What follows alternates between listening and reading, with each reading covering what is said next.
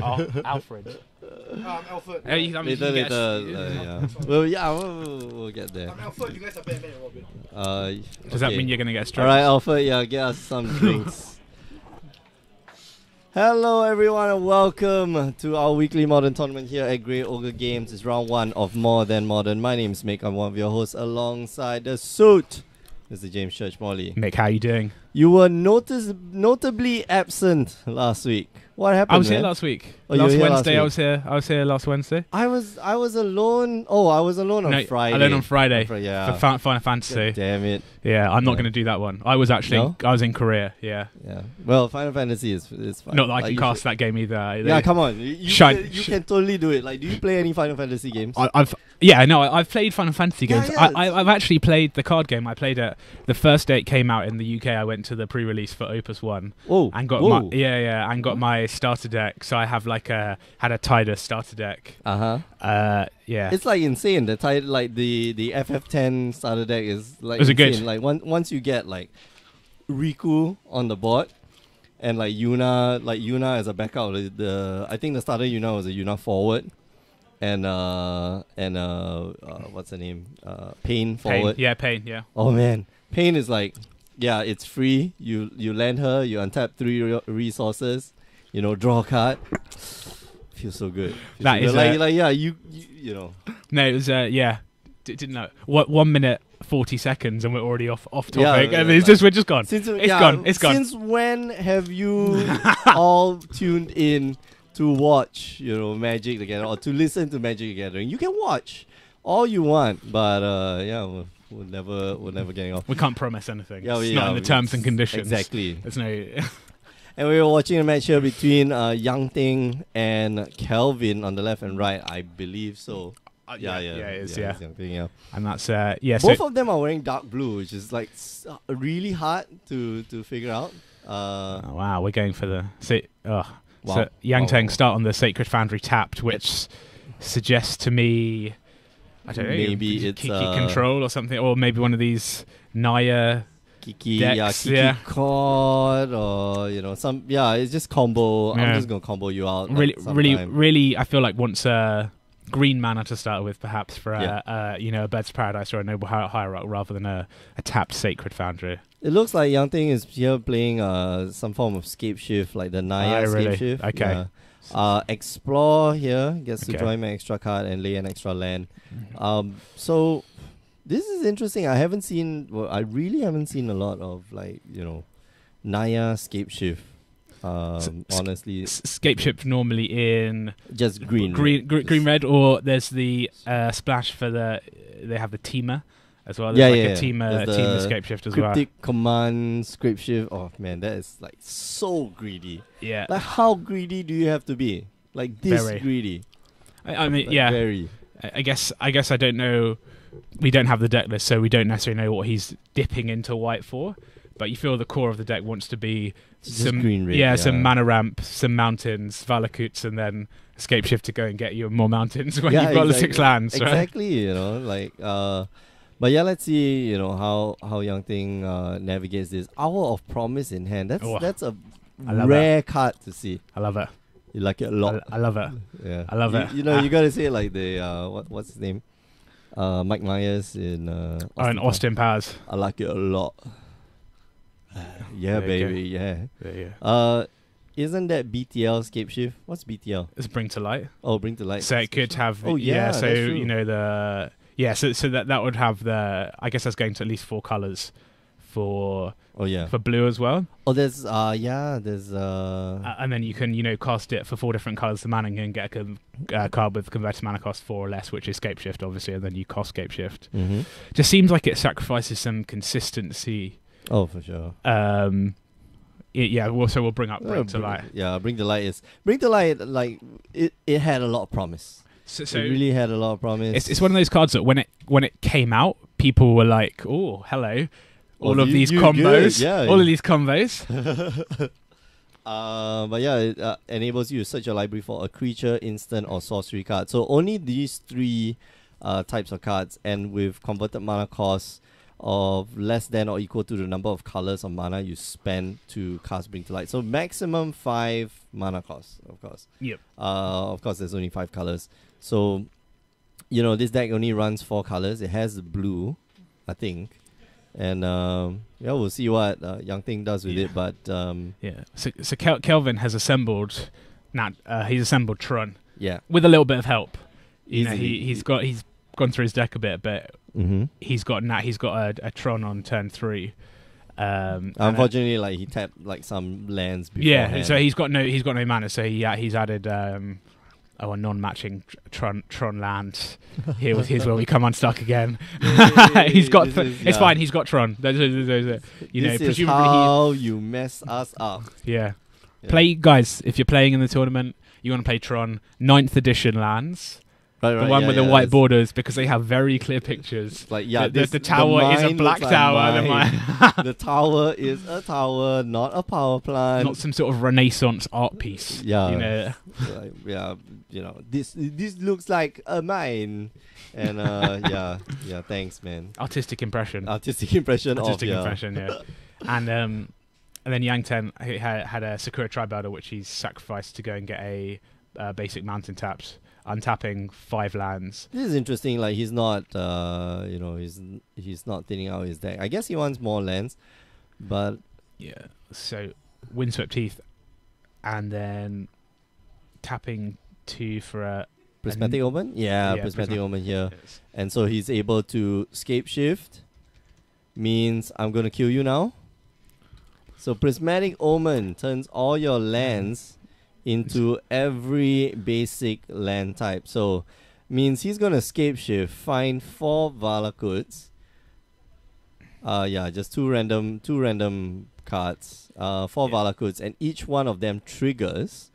Which means now you're gonna deal 6 times 4 times 4. 6 times 4 times 3. 24. So 72 damage. Is that right? The face, yeah. So walk us through that. So we'll bring up Valakut. All right, because this is I think people get quite confused with Valakut and the layering and when it comes onto battlefield and what's it looking for. Okay, so what Yang Ting did there, Kelvin should be at negative 52 life. So Valakut is very interesting. Enters the battlefield tapped. When a mountain enters the battlefield under your control, if you control at least 5 other mountains, you may have it deal 3 damage to target creature or player. So with Scape Shift and Prismatic Omen. So Prismatic Omen means all your lands are mountains, islands. So they are, most importantly, they are mountains. Enters the battlefield.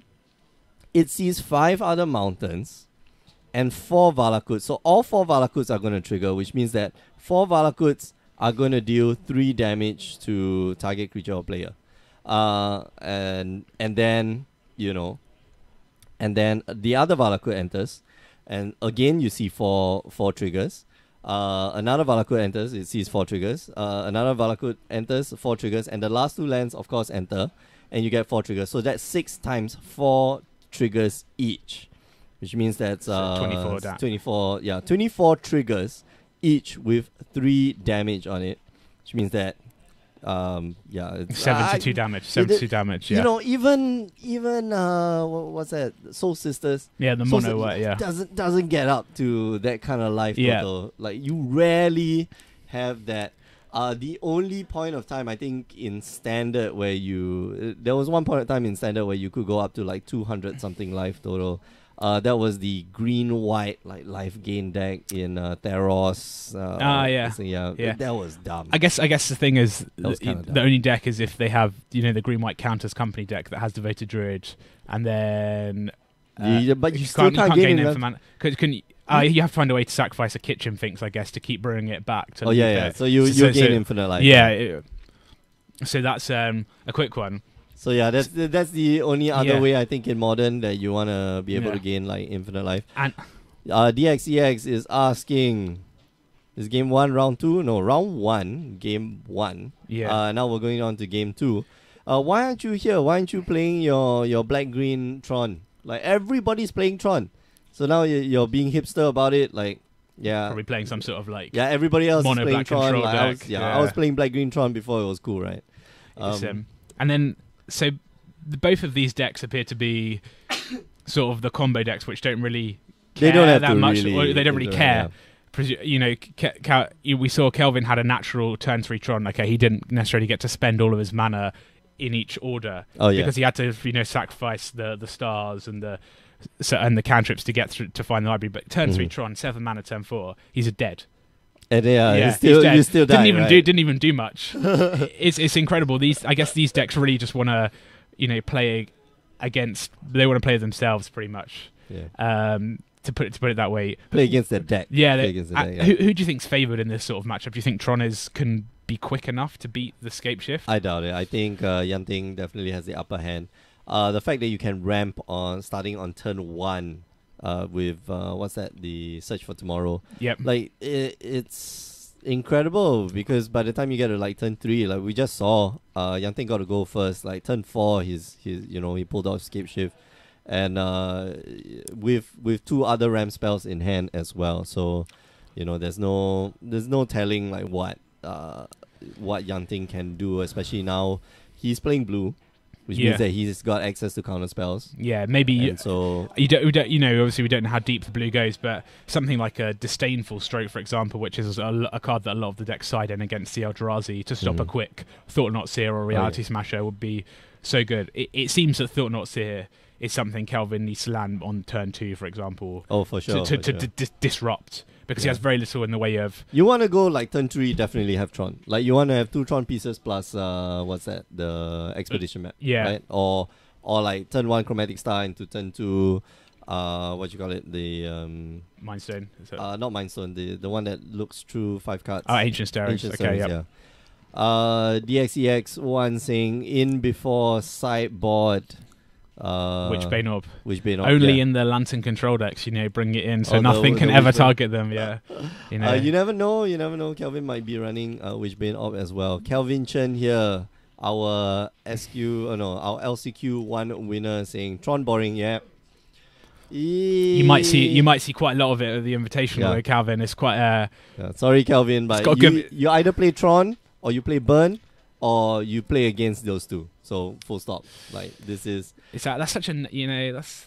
We haven't gotten a deck list for the Invitationals, by the way. No, we get them. We get them soon, though. We get them on the 17th, I think. But of course, we're not going to release the information. That is preview information for the drafters, which will be the draft will be held on the 18th. And if you're wondering what the hell we're talking about, just head on down to our website, grillgames.com, go find out more. Right. So like what I said, like turn 1, search for tomorrow. Yeah, perfect start. Yeah, although Kelvin, you know, had turn 1 Forest into Ancient Stirrings, which is good start too. Good start, and then but turn you 2 want Tron like turn 1 Chromatic Star or turn 1 Chromatic Sphere. So Kelvin's playing. He's green, so I assume he's playing green-black Tron here. We didn't see any colours in the first. Oh yeah. Yeah, so that suggests to me that he might actually have a little bit more hand disruption. To deal with, you know, probably I think the green-black Trons play sort of collective brutality, right? Inquisitions perhaps coming out of the sideboard. So yeah, we'll see if he can just disrupt the combo in hand, because the Scape Shift deck doesn't really do much on the board. Oh yeah, you know if they play Sakura Tribe Elder, but they can just sacrifice it in response to any removal. So you need to be attacking their lands or their hand. Or their hand, yeah. So the Thought Knots here are definitely going to be very useful. But first off, Kelvin needs to draw a land here. And does he draw a land? No, I think he's looking. Yeah, so he was digging through his deck. I think there. Oh, this is bad. This spells disaster. Do you read like Kelvin and Hobbes? No. Okay, so there was this strip where, you know, Kelvin's like in class and he's like daydreamed off and he becomes Spaceman Spiff. And he's like flying through space and his spaceship gets shot. And then like, this spells disaster. And then suddenly like there's the word giant disaster. And Kelvin wakes up like the teacher is asking him, Kelvin, can you spell the word disaster? It's like, okay. Anyway. Yeah, random. It's not a good look here for Kelvin. He's desperately digging through his deck. There you go, Ugin Sanctum. Yeah, but this is not the land. That these are he's drawn 2 of the worst lands in his deck. Basic Forests. And I guess you want one of them to cast your Ancient Stirrings. That's fine, but you want to see Tron lands really And then we've seen Yang Theng with Search for Tomorrow 2 turns in a row. Mm-hmm. There we go again, get a basic forest. So he's at 5 lands already on turn 4, and he hasn't played a land for his turn yet. And so this is where it gets a bit iffy, because he's got Hour of Promise, and we haven't seen Hour of Promise being played in Modern, but it's such a powerful card. Okay, so essentially you get to look for 2 lands, and not just basic lands. You get to look for 2 any lands, and that's powerful because you look out for 2 Valakuts, and it becomes really, really difficult for your opponent to get out of that. And it was played in the standard deck at the end of the last format, like the green white ramp Eldrazi deck, which had the Shafet Dunes, the Hashep Oases. Yeah, it's so good. It's like the ramp plus, Yeah, they want to play Ugin, the Ulamog, the Ceaseless Hunger, and just ramp to it as soon as possible. Just doing very little, but just ramping. Yeah. All right. So Prismatic Omen again. Scape Shift again. So he's going. And the question is, does Kelvin have any answer? I don't. Not at instant speed with those lands up. I don't think he does. I think he's just making Yang Theng just play it out. Yeah, he's just. I think he probably wants to check that he's got enough mountain. Oh, it doesn't even matter. He just needs 6 lands. He doesn't even need mountains anymore because you just get 4 Valakuts and 2 of anything. Yeah, unfortunately, like if Yang Theng here wanted to do something, he needed to do it before Scape Shift resolves, because the minute Scape Shift is resolving, like all these lands enter the battlefield, and they see each other enter the battlefield as well. Yeah, so we're looking for 2 more. Yeah, no, he's got 1 in hand. The problem is that he's got 1 in hand, but there's 1 more in his deck that he just went past. There we go. Yeah, he's. Oh. All right, bro. Just calm down, relax. Did I sideboard it out? It's like just at this point, just flip the deck onto the table. Right, so fine. There you go. Found a Cinderglade. We're all looking for it as well now, everyone. Okay. So does that kill me? So that's 6 times 2 times 3. So that's 36. That's still 36. Yeah. Yep. And that is going to do it, yeah. Okay, and that's it. So Kelvin had nothing. So he had the Thought Not Seer in hand. So why Yang Theng wanted to do that is because, well, it would help diversify a little bit, because at Hour of Promise he could look for another Valakut and another mountain and get like massive triggers. Yeah. Because I think he's worried that Kelvin had like some land destruction or something along those lines. But the only thing that Kelvin has access to is probably what you call it, what's that? Destroy target permanent, Beast Within. Yeah. But that's 3 mana. Like Kelvin doesn't have the lands, and if he had the lands, like he'd be casting Thought Not Seer the previous turn. So yeah, unfortunate again. We saw 2 decks that don't really want to be overly interactive. They just want to do their own thing, and in that case, it was just the fact that Yang Theng got to 6 lands first and was able to just go Prismatic Omen into Shapeshift in 2 games in a row. Yeah, Frozen Frog saying like he can respond to the land. Yeah, he can respond to the triggers on the stack. Yeah, what I forgot to mention that it's an intervening if, which means that if you Frozen Frog has mentioned, if you blow up one of the lands or you blow up the enchantment while the triggers are all on the stack, like nothing resolves, or they resolve and they don't do anything. They do see each other, they go on the stack, but as it resolves, it checks again and nothing ever happens. Of course, it's an intervening if. Of course, it has to be an intervening if. Of course, you have to intervene. Yeah, makes perfect sense. All these terms. There's no else statement though. The else statement is do nothing, right? The if and else statements. All right, we are going to take a break for a while. Put on a replay of our the LCQ. The LCQ that just passed. That was fun to watch. That was fun to. Who won? Who won our LCQ? Perhaps the most important question. Sheesh, I forget who won. Oh damn! We'll find out. We'll find out for you. You know, because that completes our 16. Yep. So we've, you know, we spoke, we heard my... Ryan, right. Ryan won. Okay. Sorry, Ryan. So you may have heard us speaking briefly about the Ogre Games Invitational, which is happening next Sunday. Next Sunday, yeah. Next Sunday. This coming Sunday, 21st, yeah. And 16 players. Mm-hmm. You know, high profile, high stakes. The good stuff. You'll be watching the good stuff. We'll be like... We'll behave. I think we always behave. We always behave. Oh, you behave. Yeah. All right. We're going to take a break. Remember, you can join us on the stream, twitch.tv/GreyOgreGames, every Tuesdays and Wednesdays, 8 p.m. Singapore time. If you like Final Fantasy as well, you can hop on down Fridays, 8 p.m. Singapore time. High octane gameplay. That's right. If you want to... if you miss it, just head on down to youtube.com/GreyOgreGames. Check out all the replays because we record everything. We put it in handy playlists so you can, sorted by chronological orders so that you can, go back and forth. Last but not least, do check out our website if you want to find out more about the invitationals and how to join and how to become a champion in 2018. We are going to take a break. We'll be right back. See you guys.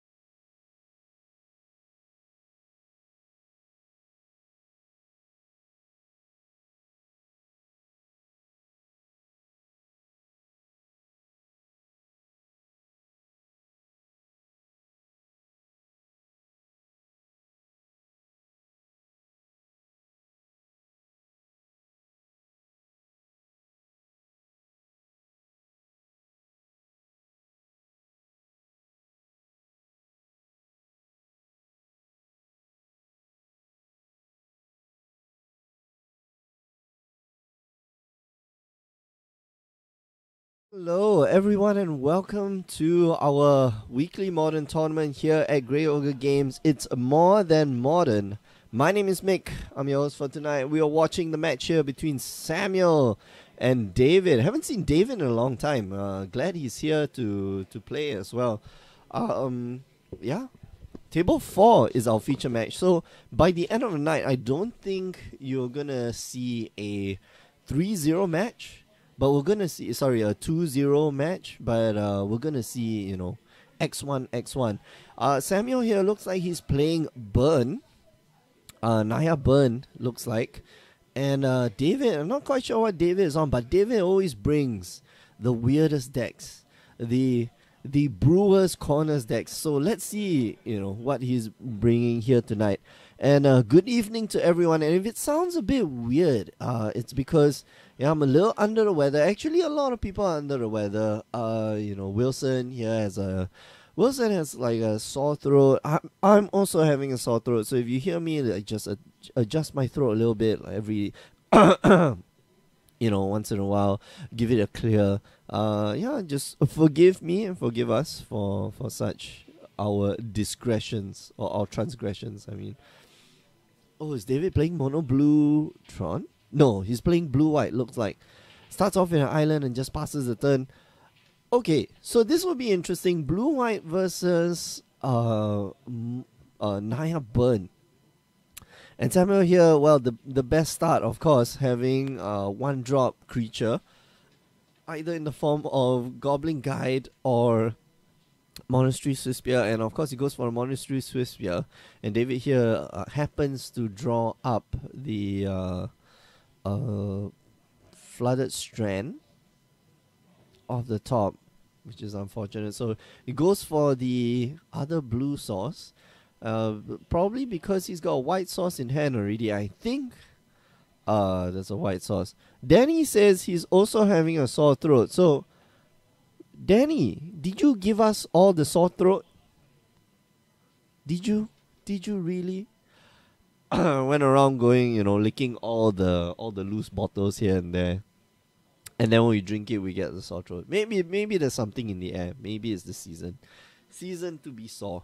Anyway, David here sets up his draw using Serum Vision. It looks like he kept both on the top. Probably looking for... Ooh, only 1 point of damage. Okay. Danny says, I think it's Wilson. He was patient 1. Danny, I believe the terminology for it is that he's patient 0. Patient 0 is usually the source of the epidemic. Patient 1 is the first person who comes in contact with the epidemic source. But patient 0, because like we have this term called ground 0. Ground 0 is basically where the nuclear testing site is, or like where the nuclear bomb landed. Diego Matlang Bayang says, say something. Yeah, I'm saying a lot of stuff. I think so. Something.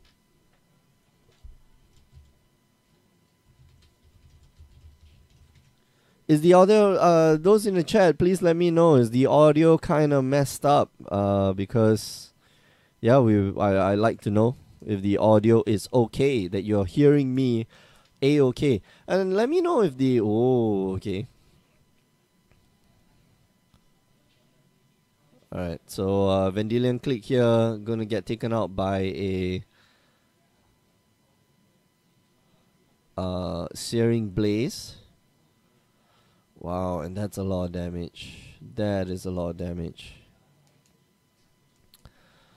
Oh, David here needs something fast, and he's dead to like 3 lightning bolts.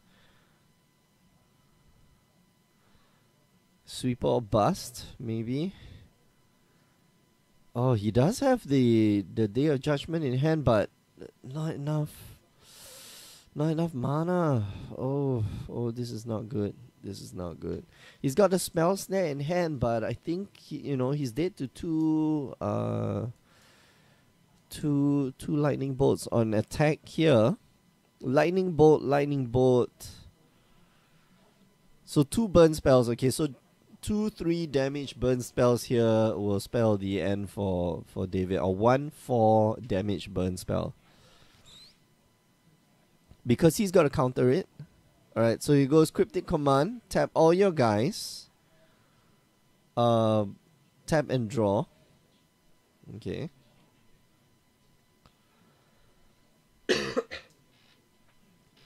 So yeah, no double white, yeah. Ori Swen saying no double white, yeah, but he needs that second white source, but he decided to get the blue source earlier on just so that he can,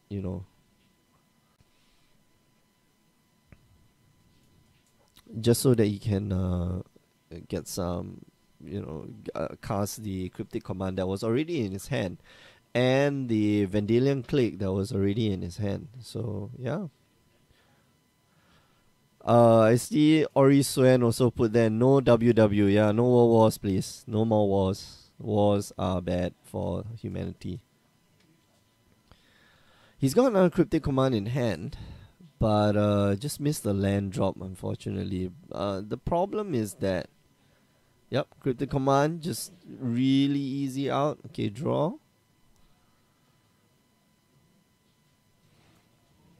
He needs another white source. Another white source would be ideal. Land? No, negate. Unfortunately. Alright, so Jace here will help to stem a bit of the bleeding. He takes it up, then, Samuel just deals 2 less damage a turn. And the problem is that if David here, casts a spell. Oh, he does have a white source, okay. So if he does cast a spell, Samuel here can redirect the damage to Jace. But I'm not quite sure why he would. But yeah. End step, going to Lightning Helix. Nah, I don't think you should Lightning Helix. Should you? Should you really Lightning Helix? Nope. Okay. So wait for your turn. I think you can Lightning Helix. Oh, yeah, double Lightning Helix now. That's 6 points of damage to the face. And that would be, yep, Lightning Bolt. Lightning Helix. Trigger. Prowess Trigger, Lightning Helix. And another, yeah, just an attack would be lethal. And another Lightning Helix, of course Samuel doesn't, Samuel doesn't review. I want to know, those of you in the chat, for those of you who do play a lot of Magic, and especially a lot of competitive Magic, do you have this let's not call it bad manner, but do you have this habit of like showing your hand? Yeah, but I still got all these. Patrick Chapin has a song, has a little Magic rap, and saying, yeah, I still got all these. Morphling, holy crap! Is that oh, that's a Morphling in a sleeve. Okay, that's not in the deck. But yeah, Morphling, so cool, so fun. I'm trying to find a Morphling myself. Hard to come by that card, yeah. Alright, if you just joining us, so looks like Samuel here takes the first game. The blue-white control deck is being, is getting more and more, what do you call it? Getting a bit better, not better, sorry. Man, my English is bad tonight. It's getting more popular among players. Blue-white control. I'm not quite sure. I'm not sold on blue-white control, but I think I quite like it, especially even against the burn matchup. If you play it properly, you should be able to play around a what do you call it, a Skullcrack, so that you can gain some life. That white does give you access to a lot of good sideboard cards. And even main board, we saw in David's deck, main board he plays Spell Snares, which are pretty good, especially if you're on the draw. So yeah, cool. David uses the Morphling as a divider. Nice. I need a Morphling somewhere along the way. It's gaining traction, yeah, Alex. Thank you for the spur of English words. It is gaining traction, but I don't know. I'm not quite sold. I'm not quite sold on the blue-white control deck.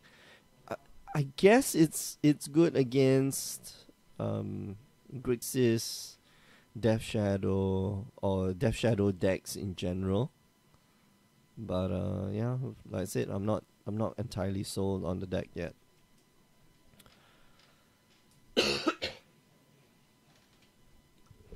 Okay, so if you're just joining us, you're watching our weekly Modern tournament here at Great Ogre Games. It's more than modern. My name is Mick. I'm one of your hosts. And there isn't any more. Well, the seasonal qualifiers are over. The championship, if you notice, the event name this week is a bit different. There's no more Grey Ogre Games Invitationals, you might ask, but there is. The Grey Ogre Games Invitationals are coming up.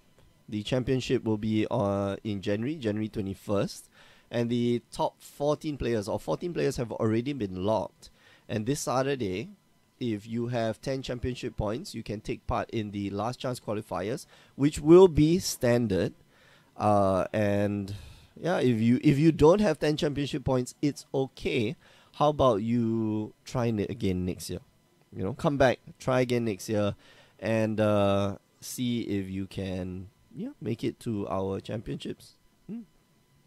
$5,000 worth of cash and prizes to be won. So I'm quite excited. I'm in that chat group, that WhatsApp group, with all the other players, all the 14 players, and then we were discussing like what the rules were and what how the drafts are going to be done. And when I mean drafts, I mean the top 4 players will be drafting who is in their table. And so that'll be quite cool because they get some access to the decks as well. Okay, so is that Disenchant? Goblin Guy hits him for 2. Is that Disenchant? I am curious.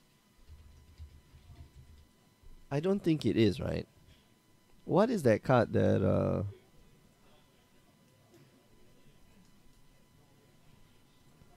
David just drew? Anybody in the chat can educate me on what it is that David drew just now, that white colored card.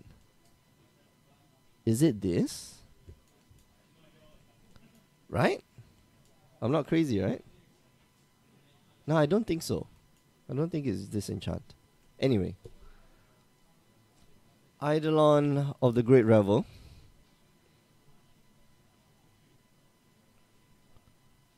Ruined Halo. David's going to take 2 damage first, so he goes down to 16. But Ruined Halo says, oh, okay. Ruined Halo, as it enters the battlefield, choose a card name. You have protection from the chosen name. That's it. So probably targeted the Eidolon of the Great Revel here, or at least name the Eidolon of the Great Revel. Okay, Monastery Swift Spear, and that's a great idea because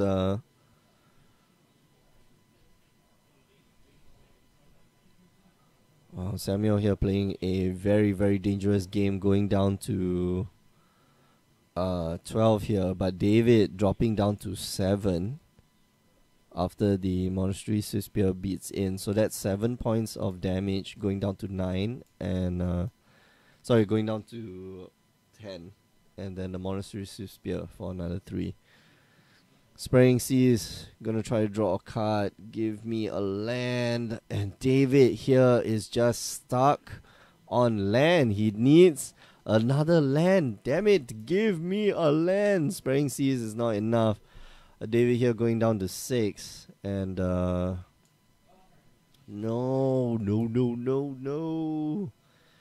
Not like this. Not like this. Celestial Purge here will get rid of the Monastery Swift Spear, but David's down to 6, and Samuel, all he needs is just 2 burn spells off the top. And David here just stuck on land. He needs 1 more. He's got a lot of Timely Reinforcements is a pretty good card. Yeah, Celestial Purge, I'm going to get rid of the Monastery Swift Spear. Timely Reinforcements is a pretty good card, and I don't think Samuel has an answer for that. Not yet. And 1 more land would be ideal here. Untapped land. Field of Ruined. And gonna get rid of your other white source. Okay, so we're in business. There's a land. There is a land. I like the deck tag here. Ruined Halo against Ruined Halo here against what do you call it? Eidolon of the Great Revel. That's so much damage that you're preventing, and Samuel here might actually be stuck behind his Eidolon of the Great Revel, as long as as long as David just doesn't attack into it.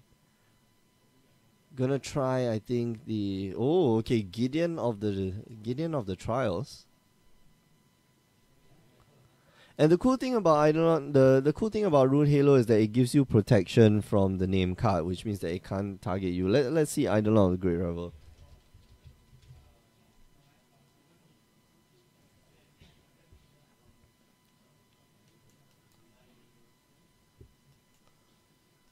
So because it doesn't do any damage, okay, so it doesn't target the player, so it will always trigger, it will hit the player. But because the player has protection from a card, he doesn't receive any damage, which means that he cannot redirect the damage, or Samuel can't really redirect the damage to Gideon because there's 0 damage dealt. I need to check this up. I do need to check this up. Prevention of redirection or prevention of damage. Let's see. Let me do a quick one.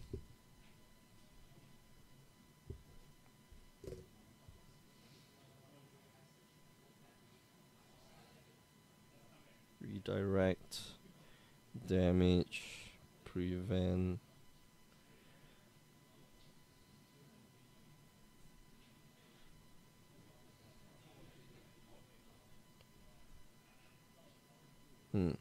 This is interesting. If non-combat damage would be dealt to a player by a source controlled by an opponent, the opponent may have that player damage to a planeswalker the first player controls instead. This is a redirection effect, and is subject to normal rules for ordering replacement effects. See Rule 616. Okay, so let's see Rule 616. Okay, so this is interesting.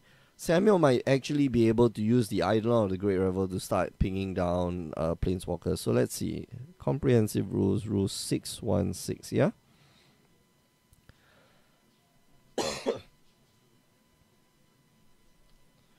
The replacement effects, interaction of replacement and or prevention effects. Okay.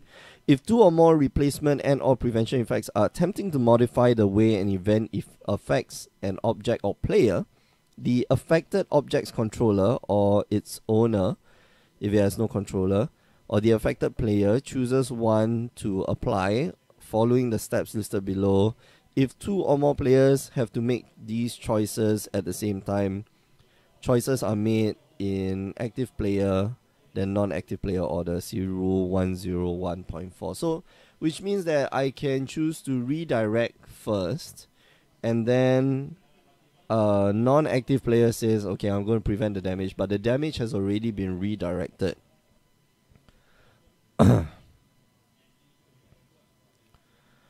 Okay, if any of the replacement and or prevention effects would modify under whose control an object will enter the battlefield, okay.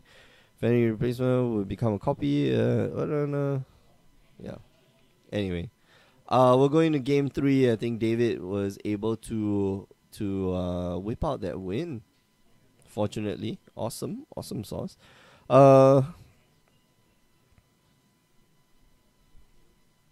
Wow. Okay, this is an interesting question. Anybody in the chat? Oh, the timer isn't moving. That's a good point.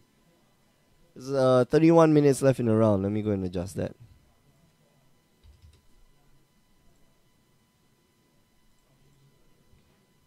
There we go. Anybody in the chat actually knows the ruling? Supra H says support Uncle David. Yeah, support Uncle David. Yeah. Yeah, I haven't seen David in a long time, man. He says today is not working. It's like awesome. Okay, this is interesting. Once the chosen 2 permanents are on the battlefield.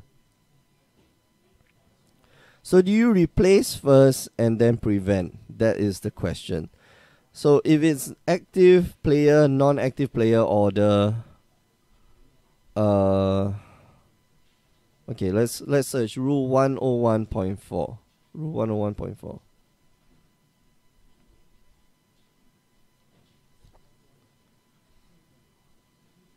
Magic Golden Rules 101.4. If multiple players would make choices and or take actions at the same time, the active player makes any choices required, then the next player in turn order, usually the player seated to the left, makes any choices required following the remaining non-active players in turn order. Then the actions happen simultaneously. This rule is often referred to as active player, non-active player rule. A card reads, each player sacrifices a creature. First the player chooses a creature the active player chooses a creature he or she controls. Then each of the non-active players in turn order chooses a creature he or she controls. Then all creatures chosen this way are sacrificed simultaneously. Okay, so in this case, let's see, A, B, C.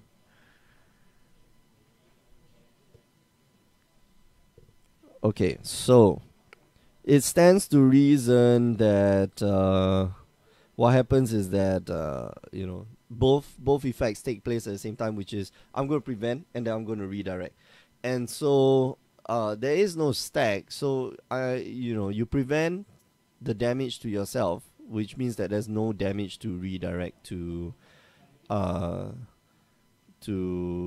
Gideon or to the Planeswalker.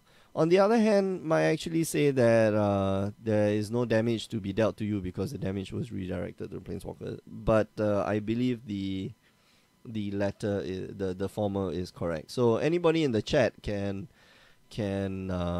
rectify or can educate me on this, because I'm trying to search up the rules at the same time. Try to concentrate on the game. Actually, I don't ever concentrate on the game. So whatever.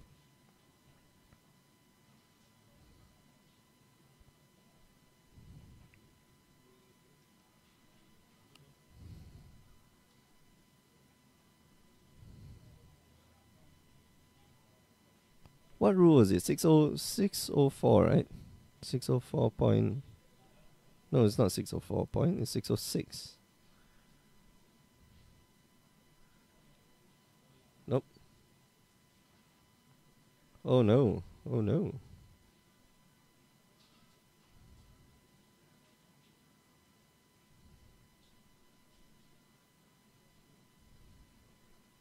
Okay.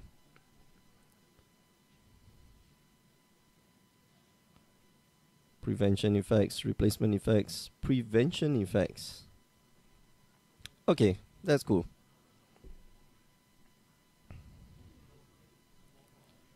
.7. There are no special restrictions on casting a spell. Some prevention effects may also include an additional effect. Okay, if damage that would be dealt is prevented, it never happens. A modified event may occur instead, which may trigger in turn. Man, I wonder whether you can redirect prevented damage. And then how does that work? Anybody? Redirect prevented damage. We're learning here. Anyway, yeah, I'm not concentrating on the game. I'm pretty sure that Samuel here has a bit of the upper hand.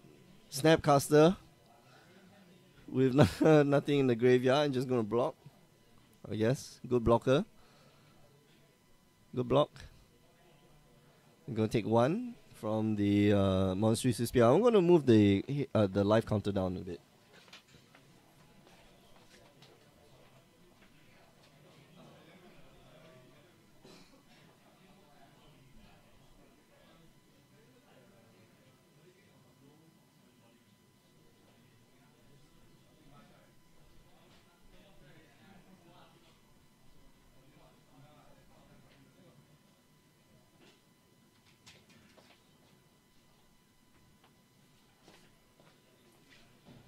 This could be a really short match. David here down to 4 life, obviously cannot take any more damage off of his shock lens. And then just trying to stay in the game right now. Samuel did, he can fire off a multitude of spells. And since David here doesn't have any white source, I think it's safe to say that Samuel can fire off some of his spells. Okay, Samuel here.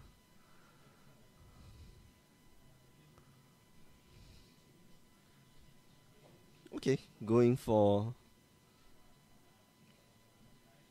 to path the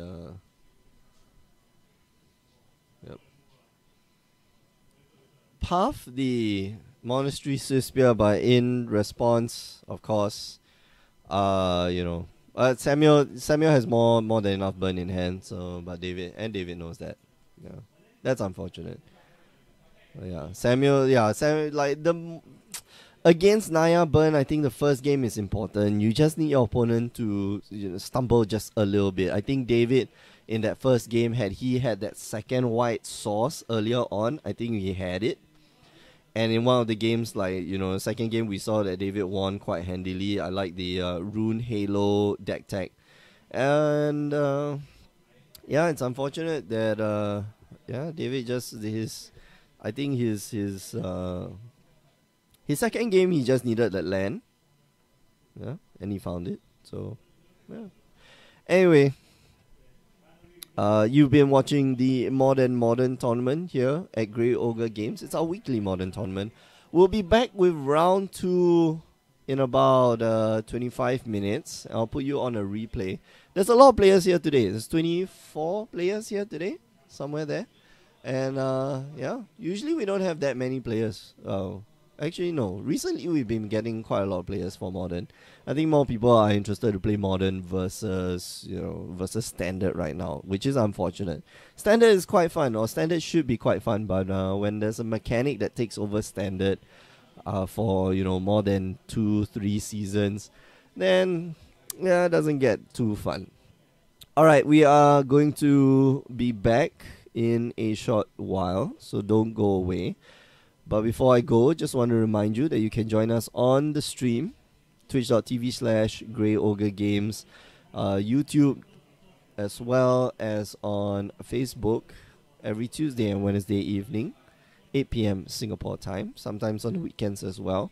If you miss all the action, just head on down to greyogregames.com. youtube.com/greyogregames. If you want to find out more about our invitationals, next year, January 1st, we start our invitationals, a new format for the year. I think we will have more seasonal qualifiers. We'll have more variety in the seasonal qualifiers, not just standard, but more modern as well. And maybe. Hello, everyone, and welcome to our last chance qualifiers here at Grey Ogre Games. Is part of our road to the invitationals. That's right. The winner of today's tournament will get that, or will secure that last and final place in our invitationals, which is happening in about 2 weeks' time. So stay tuned. Anyway, we're watching the match here between Felix, Sir, and Samuel. Yup.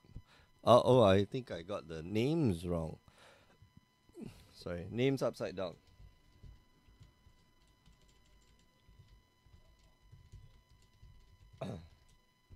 So Samuel and Felix have, of course, been playing in the store quite a bit. Felix, I think he showed up relatively recently, maybe about 6 months ago. He is, unbeknownst to many people, he is a Canadian pro player. He is piloting his Titan Shift deck, which we've seen quite a bit of. And Samuel here is playing mono red, or maybe not mono red, Naya Burn. And one of the best cards in Naya Burn, of course, is this one. Lightning Bolt, 1 mana, deal 3 damage to a target creature or player. And soon to probably be rephrased target planeswalker as well. Who knows? Well, Samuel here has double Eidolon of the Great Revel on his table, on his side of the battlefield. And, well, I wonder, is it worth the pain though? Every spell he casts is 4 damage. And so out comes probably a Monastery Swift Spear. Okay, so if he casts a Monastery Swift Spear, he's going to be taking 4. It's down to 10. And then cast a Boros Charm. Then he'll be down to 6. But he will be dealing 2, 4, 6, 10 points of damage. And Felix basically can't cast any spell below the mana cost, or below a certain mana cost, basically 4 or below. Because I don't know, a Great Revel is going to be dealing like 4 points of damage each turn, or 3 or below. But Felix doesn't really care because all his spells are really, really, really big spells. Obviously, not going to be casting the Relic of Progenitors there. And going to be very difficult for him to just get rid of certain things.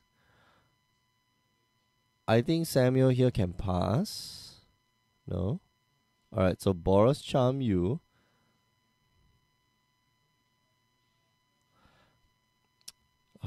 I feel that was the wrong move.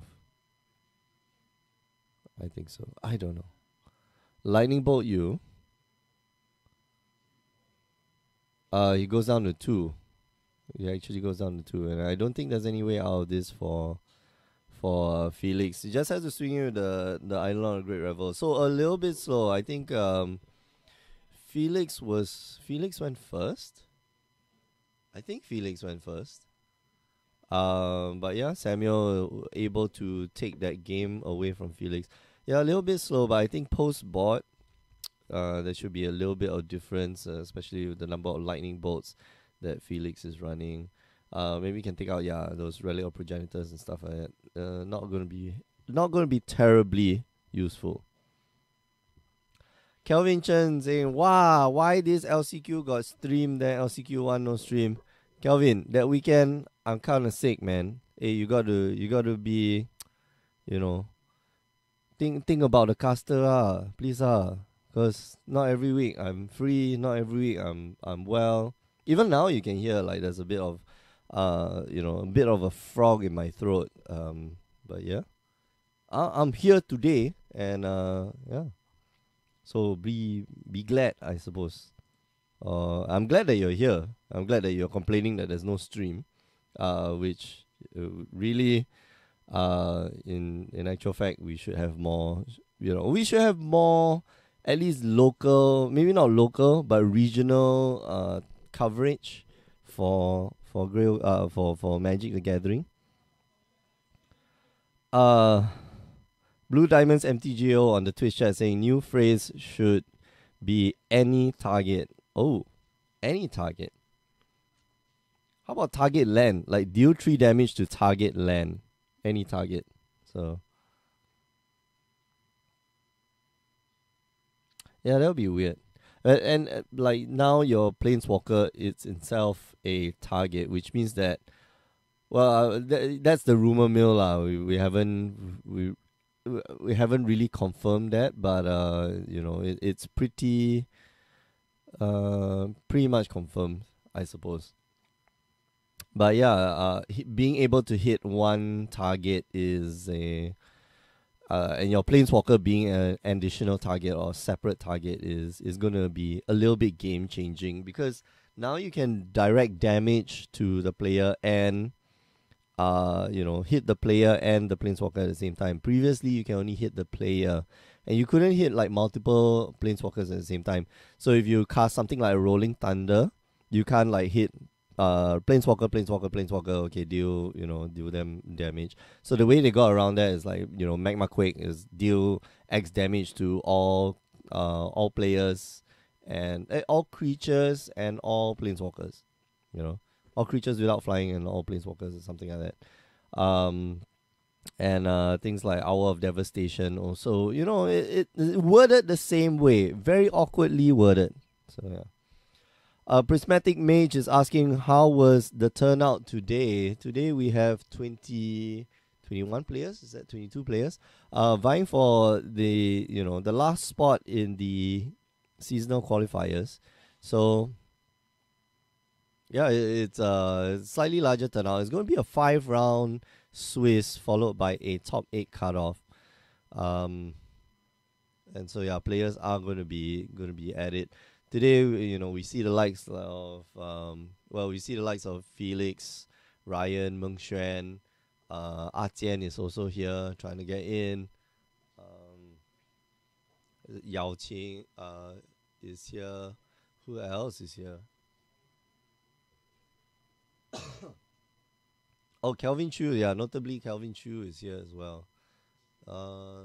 So yeah, a lot of players who we see, in the competitive scene are here, trying to get that last chance, that last spot in the invitationals. And honestly speaking, it's really, it's going to be a tough tournament to get into, because the last chance qualifier, like the seasonals, sorry, not the seasonals, the invitationals itself. The minute you sit down, there's money in it for you. Like, the minimum payout is $150. The top place, first place, gets $1,500, and of course, invites to the next year's seasonal, and stuff like that. So, Samuel here gonna swing in with the Goblin Guide block sack, of course. Last game we didn't see that Sakura Tribe Elder action at all, so gonna be a little bit tough. Riftbolt suspect.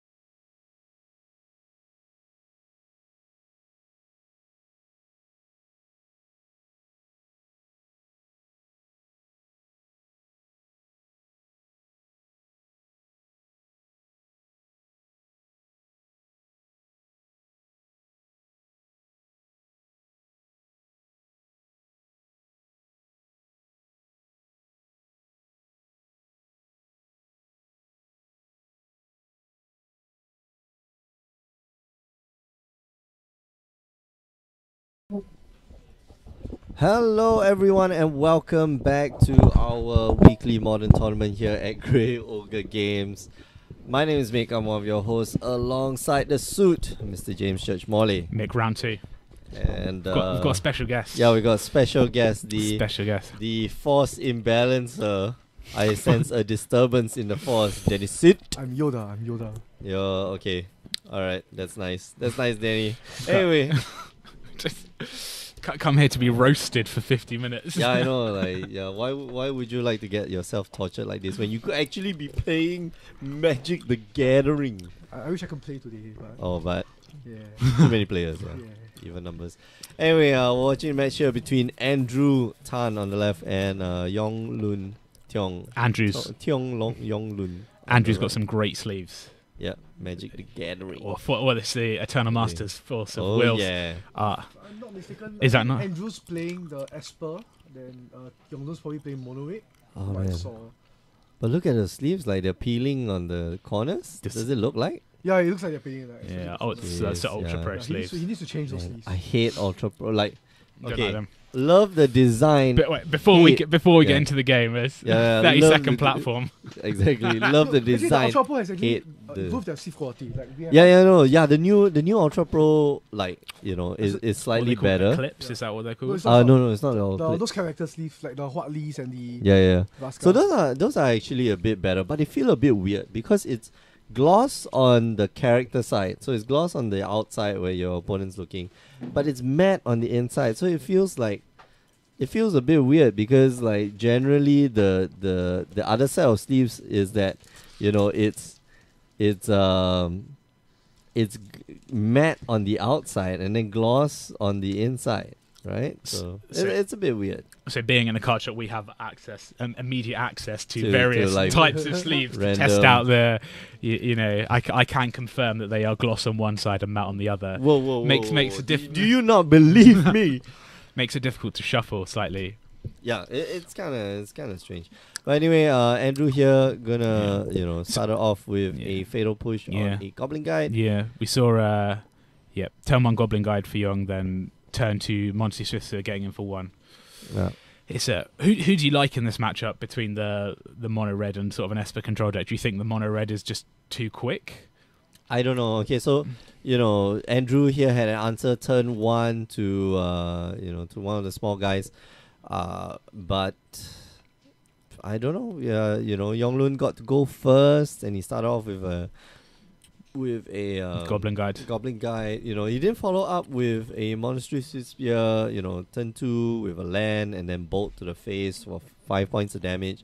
So maybe Yonglun's got a slower hand. Yeah, and he went to get a Sacred Foundry tapped as well there. So it's kind of indicative of Yonglun's hand without any information here. Yeah. Oh man, he could have just gone like Eidolon turn 2. Yeah, so I think he drew the Eidolon.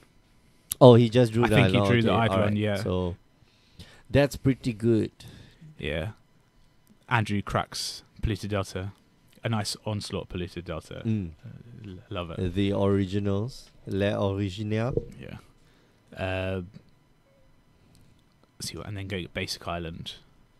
Yeah, well, I don't know what he's trying to do here. Maybe like Mana Leak with Eidolon on the stack. Yeah, I'm wondering if this is. It's a remand. Okay. A remand.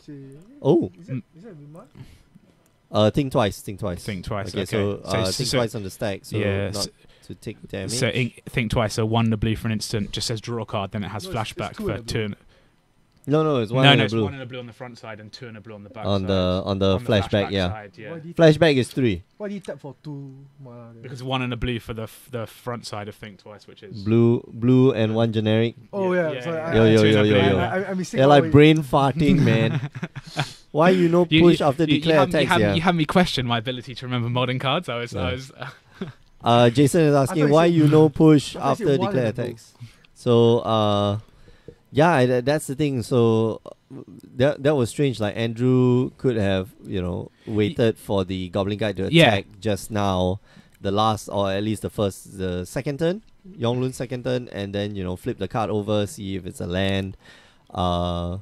and then Fatal Push the Goblin guy, because there's no way Yonglun's got like main board answers for protection. Yeah.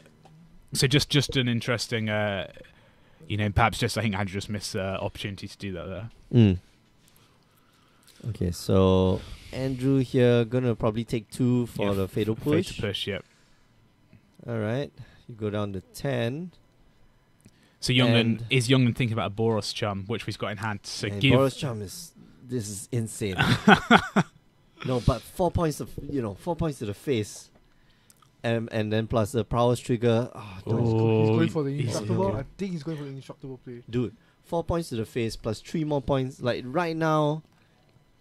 Well, yeah. So if he casts Boros Charm for 4, for the 4 damage, he's going to do 4 from the Boros Charm and then 2 from the Monetary Swift Spear. Yeah. But what he can do is cast it to give his creatures indestructible. And then he would do 2 from the Swift Spear, 2 from but then he would have the Eidolon on the battlefield to do 2 damage next turn, presuming that it lived. Yeah. So what I actually preferred him, or what I would have liked him to do was to, on the stack, he can take some damage. So Boros Charm you, and then crack my fetch, and then what's that?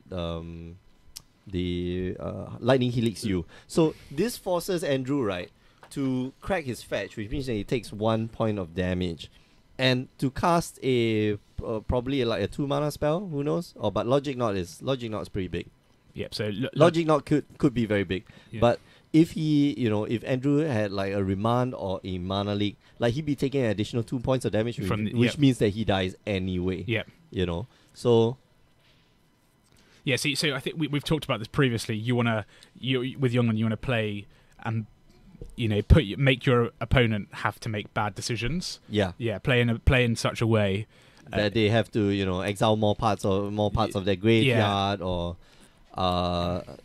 just do dumb stuff. Yeah. Logic Knot is double blue and X, or Logic Knot is double blue and X, and it has Delve. Yeah. Because I was thinking like, why didn't he get the planes for? He didn't get like white source because he has an Esper Charm in hand, so like the Esper Charm can actually.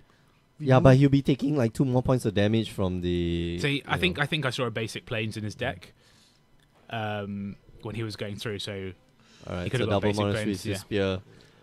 So very very nice draw. Yeah, so any Lightning Helix with no counter, you're dead. Lightning Bolt with no counter, you're dead. Skullcrack with Lightning Helix, so he's gonna He has counter score. Okay, so Cryptic Command there. Wait, what? Counter draw. Counter bounce. Okay. Yep. So take 2. Just 2 points of damage. Of course, Yonglun could cast it, and I think he should cast it this turn. Oh. Gosh. Yeah. No, he can't. He only has 1 land. No, but he can count. Fetch and fetch and go play the Swift Spear. Land and then cast the Swift Spear, because now you're giving Andrew the opportunity to Cryptic and tap all your creatures. Yeah. Or Cryptic, counter, and then bounce the other Monetary Swift Spear, or tap all the creatures. Yeah. And you sort of want to play into, if you have 2 burn spells as well, he counters 1, but you have the second one. So now counter spell and then taps all the creatures. So Yonglun could have won like ages ago, like seriously ages ago. This it seems like I'm being harsh, but the sequencing I am. Admittedly I am. Okay, but the sequencing when you're playing a burn deck, like it's not as straightforward as you think. Sure, the lines are the strategy is linear. Get my opponent from 20 to 0 in the shortest period of time, in shortest number of turns, number of cards, or whatever. And any little inch that you give them could mean that you lose the game. And right now, Andrew here is at 5 life. He's got 2. Yonglun here just needs a burn spell, any burn spell, and he will be able to get through. Yeah. Okay, I think I know why he's not fetching his land. Okay, so basically, he's hoping that he can punish Andrew if he plays a Snapcaster, because he can fetch the land ahead. Because the card in his hand right now is a Searing Blaze. I saw. Yeah. Okay. So that makes sense. But right now. But there's also the fact that the burn deck whenever we see a burn deck, we always talk about this, is that they want to use their mana in the most effective way possible. So you always want to be casting, using all your mana to cast the maximum number of spells. And he's had, I think, turn 2 he didn't play a spell. He just that's right. Yeah, Sacred Foundry. Sacred then Foundry turn 4 Arid Mesa do nothing. Turn 5 Arid Mesa do nothing. Yeah. Whereas what you want to be doing is maximizing your ability to play the spells you draw. And using your mana, but he won that game anyway. So I think the thing is, okay, so hindsight is 2020, right? Like we can say, oh sorry, wrong way around. We can say, yeah, he won the game anyway. Yeah. He was far enough in the hit. But like I said, like any inch that you give your opponent, especially as a burn player, any little inch, especially after sideboard, like it could be so detrimental to you. Yeah. Like you could just you lose on a whim. Like your opponent, I have this joke with a friend of mine in Porto. Like he, whenever you bring him down to 1, he only plays the control decks. Whenever you bring him down to 1, he's invincible. Yeah. Like he will never die. He will just win the game from there at 1 life. And this is what we almost saw. Andrew didn't quite get there, but 5 mana, 2 cryptic commands. You're sort of in a position where you have 5 life, and you can sort of begin to just take control back. Exactly. You have the think twice in the graveyard that you can flash back. If end of turn you're not doing anything, brilliant. I'll wait, think twice, draw an extra card. Yeah. Go up in card advantage. Start using your superior card quality in your deck. Maybe find your presumably Supreme Verdicts, and then look for a way to clear the board. And then you'll have a high card quality to control the single cards that your opponents can draw. In the burn deck, the density of threats is quite high, but it's only 1 card at a time. They're never drawing more than 1 card. Right. So that's the thing about it's a little bit weird because Yonglun could have taken a very much more aggressive line and definitely turn two drop that Eidolon of the Great Revel, Great Revel. Start playing his spells main phase. Start playing his burns main phase instead of, okay, I'm going to go in attack with my Monastery Spear because that's generally what you want to do because you're trying to play around what's that spell called? Which one? Cryptic Command, right? Yeah. So okay, fine. One way to play around Cryptic Command is don't cast anything and then swing in. Fine. After you swing in, like if you still think he's got the Cryptic Command, maybe just hold on to it. Casting it right now and then getting him to counter and then bounce one of your guys. Like it really sets you back quite a bit. Yeah, you can just cast his burn on Andrew's turn. Like just force him to play the complete command. Yeah, exactly. Yeah, so you could just do that. Just swing in with both creatures. Past the turn. Yeah. So the prowess on the Swiss Spears are very powerful. But you've got to use them to the best of its effect. Yeah, like spell damage. Like they increase every time you cast a non-creature spell. So yeah, exactly. So so this turn I attack with both my Monastery Spears. Fine, you do nothing. You just take 2 points of damage. Okay, I pass the turn. End step, probably will try to force Andrew to go and cast a Cryptic Command, go and bounce one of your creatures, and then draw a card. Yeah. And then, okay, you've used up one of your Cryptic Commands. No big deal. Next turn, I just spend 1 mana. I cast my Swiss Spear again. I'm going to, Magma Spike you or whatever. I think Andrew was a bit hasty, like, in his burn. Like, I think, like, he was a bit hasty. He needs to probably, like, slow down and, like, think. Like we see, like, at our LCQ, we had, like, it was 8 rounds. It was 8 rounds tournament, including the top 8. Yeah, and all 8 rounds was practically like burn. Like I went to look at the place. There were 6 burn. There were 6 burn matchups. Yeah, and 2 like non-burn matchups. When the burn players are very like look at Ryan and look at Felix Leong. They played very very like well timed. All their burns are very well timed. All their aggression is well timed. Correct. Yeah. So you sequencing is we've talked to this ad nauseum, where sequencing. When you're the burn player is very very important. Like I said, you give your opponent an inch, they're gonna take a mile. I don't know. They are given that breathing space. You as the burn deck, you as the aggressor, you want to make sure that your opponent has no breathing space at all. And like you were mentioning, make them make bad decisions. Always make them make bad decisions. With the Eidolon on the battlefield, like okay. You want to cast your Remand? Sure, take 2 damage, with your burn spells, like, okay, I'm going to burn you at end step. make you use your counter spells now instead of instead of earlier. So I definitely gonna get my 3 points of damage in. So moving on to game 2. Wow, so Leyline of Leyline of Sanctity. That's going to be tough. I just think that Yonglun doesn't have no solution to a Leyline. So I was going to say, do you think long sides out the Searing Blazes then brings in like a Destructive Revelry? For sure. I think he might not even side the Destructive. Why not? I think he might not even know what he's Come on, your opponent's playing like... Okay, yeah, he didn't see white, right? Yeah, he didn't see white. Okay, that's true. So he's probably thinking the Destructive Revelries are in for game 3. Because wait, so did he put the Goblin Guide trigger on the stack, or did he? Yeah. Let's see. Did he miss a trigger? Oh no, he waited for the Goblin Guide. Yeah, he waited for it. Yeah. Okay.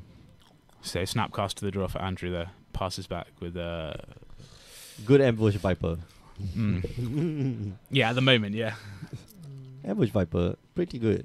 Wow. Yonglun's hand is terrible bad. It's like, I have all these birds. What can I do with it? And so he really needed, his route to victory here is going to be creatures attacking. Yeah. So and the Eidolon is going to be like mucho important. Hopefully he has a Destructive Rivalry. If not, man, this game is just like over. Like you can go game 2. Yeah. So yeah, it's going to be tough, lah. I mean, But the surprising thing is that Yonglun, he's not really taking white sauce. Means that.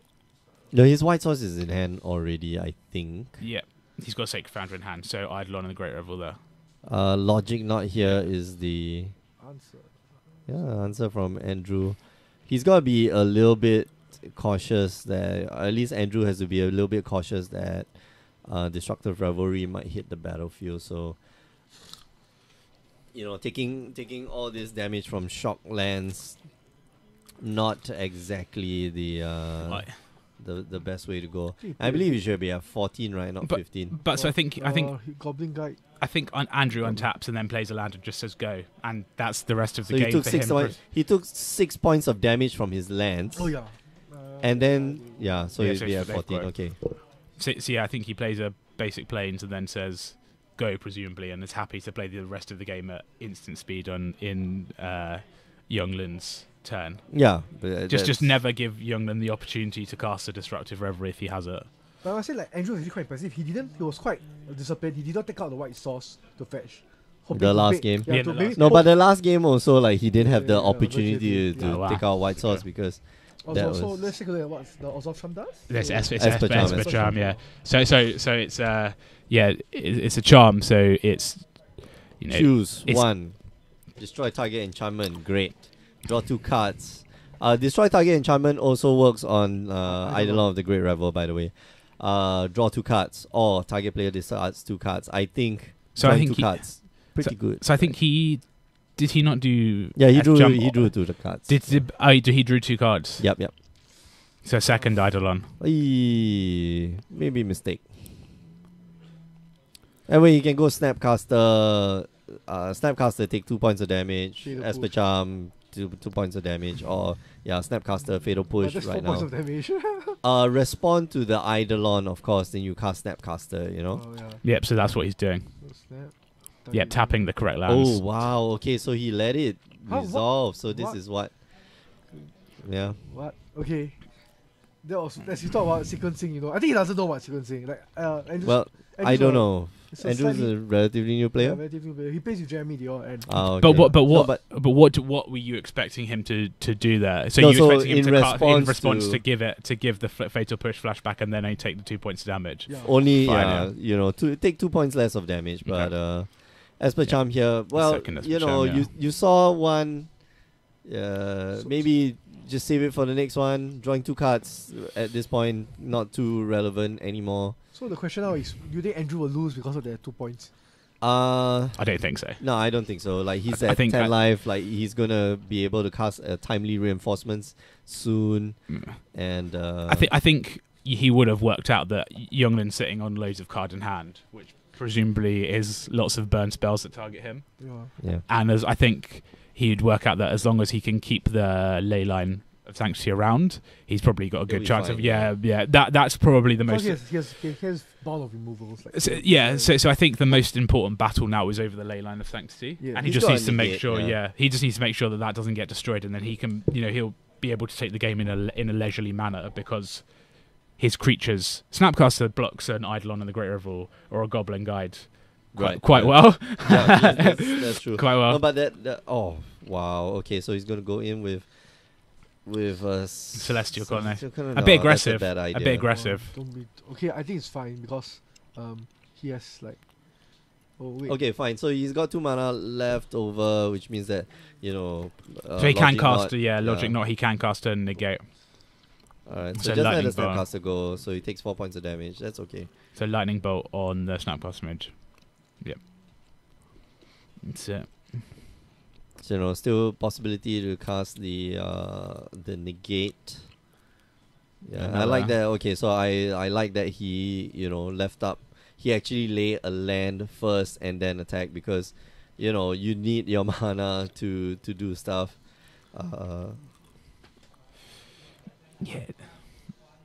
Yeah, and you can see Youngland just drawing cards and doing that frustrated hand gesture that people do when there's very little for them to do. Yeah, the burn player never wants to see 6 lands on the battlefield. Yeah. And another one in hand.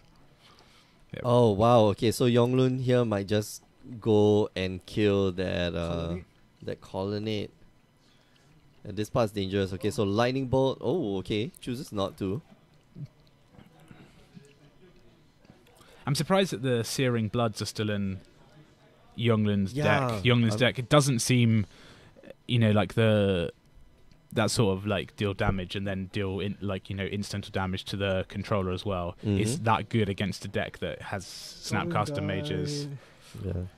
Single 2. Man. Yeah, it's a weird card to keep, right? Yeah, I guess the thing is, are there worse cards in your deck after game 1 that you need to get rid of more? Because you're just leaving they're still bad, but they're not as bad as the cards I took out. And presumably we know, I don't think Youngland brought in the Destructive Reveries, but they're almost certainly coming in game 3, so I think the Searing Blaze but the Searing Blaze is like, man, that's weird. Okay, so Searing Blaze usually is... Man, yeah. Searing Blaze usually is in the sideboard, right? So that was a Searing Blood, I think. Sorry, Searing Blood is usually a sideboard card. So right? let's double check that. Yeah, so Searing Blood is usually a sideboard. Searing Blood. Yeah, so he brought that in. So unless he's playing a main deck, we don't know. We don't have the deck list, but it's strange that he would have brought that card in against I think he expecting more like features like maybe Snapcasters. Yeah, but maybe he thought he was playing Death Shadow or something like you won't know because game game one you saw Polluted Delta. But he saw a Cryptic Command in game 1. He saw 2 Cryptic Commands in game 1 and loads of basic islands. So I think you don't see you don't see the white, for example, but you probably don't put your opponent on Death Shadow. Even if your opponent was like on Blue Moon, right? Yeah, you wouldn't necessarily bring in something that deals 2 damage to a creature. Correct. It's interesting. I assume that they're coming straight out. Yeah. He's looking at the Searing Blood at the moment. It's coming straight.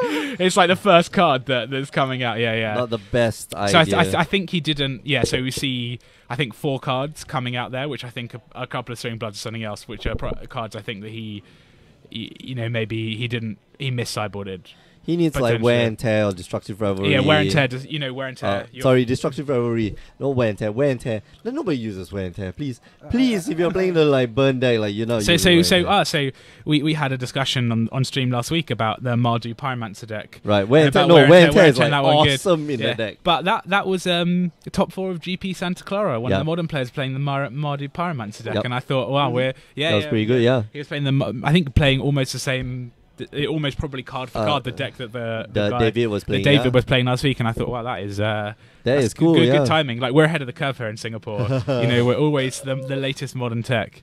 Of course, it would have been like on Star City Games or something. Somebody's out there. So in the Twitch chat, Requiem23. Sorry, we did see this. I'm interested in joining a legacy event while I'll be in Singapore for the holidays.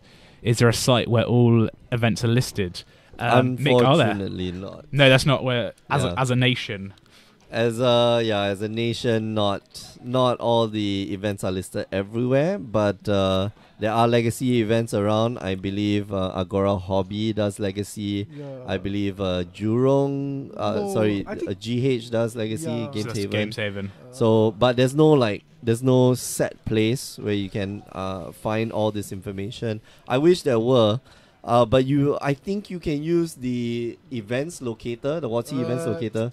It's okay. It's not bad. So I never really had to use the locator when I travel to like forward country. Really? Yeah, because like they show me a lot of events and like sometimes it's not really like. I always use the locator, but I'm always just want to find the store. Yes, so I think when I go away, I just type in MTG to the place I'm going, and there's always something on the internet that tells me. I'm like, oh, I'm going to Seoul.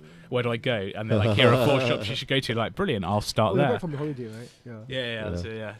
So do you find like Korean? So I was Korean in Seoul and cards? I was staying, and there was a card shop literally in the next apartment, like next block away from me. Oh, so sweet. went to have a look with my wife, who was sat in the corner quietly on her phone, like she normally does when I go to card shops.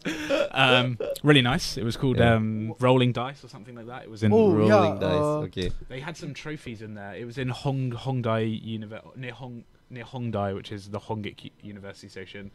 They had like national championship trophies. Nice store, like really nice store. Do you see a Pro Tour second place trophy? Potentially. Why is that where Namsung Wook plays? plays? I'm not sure. Is it?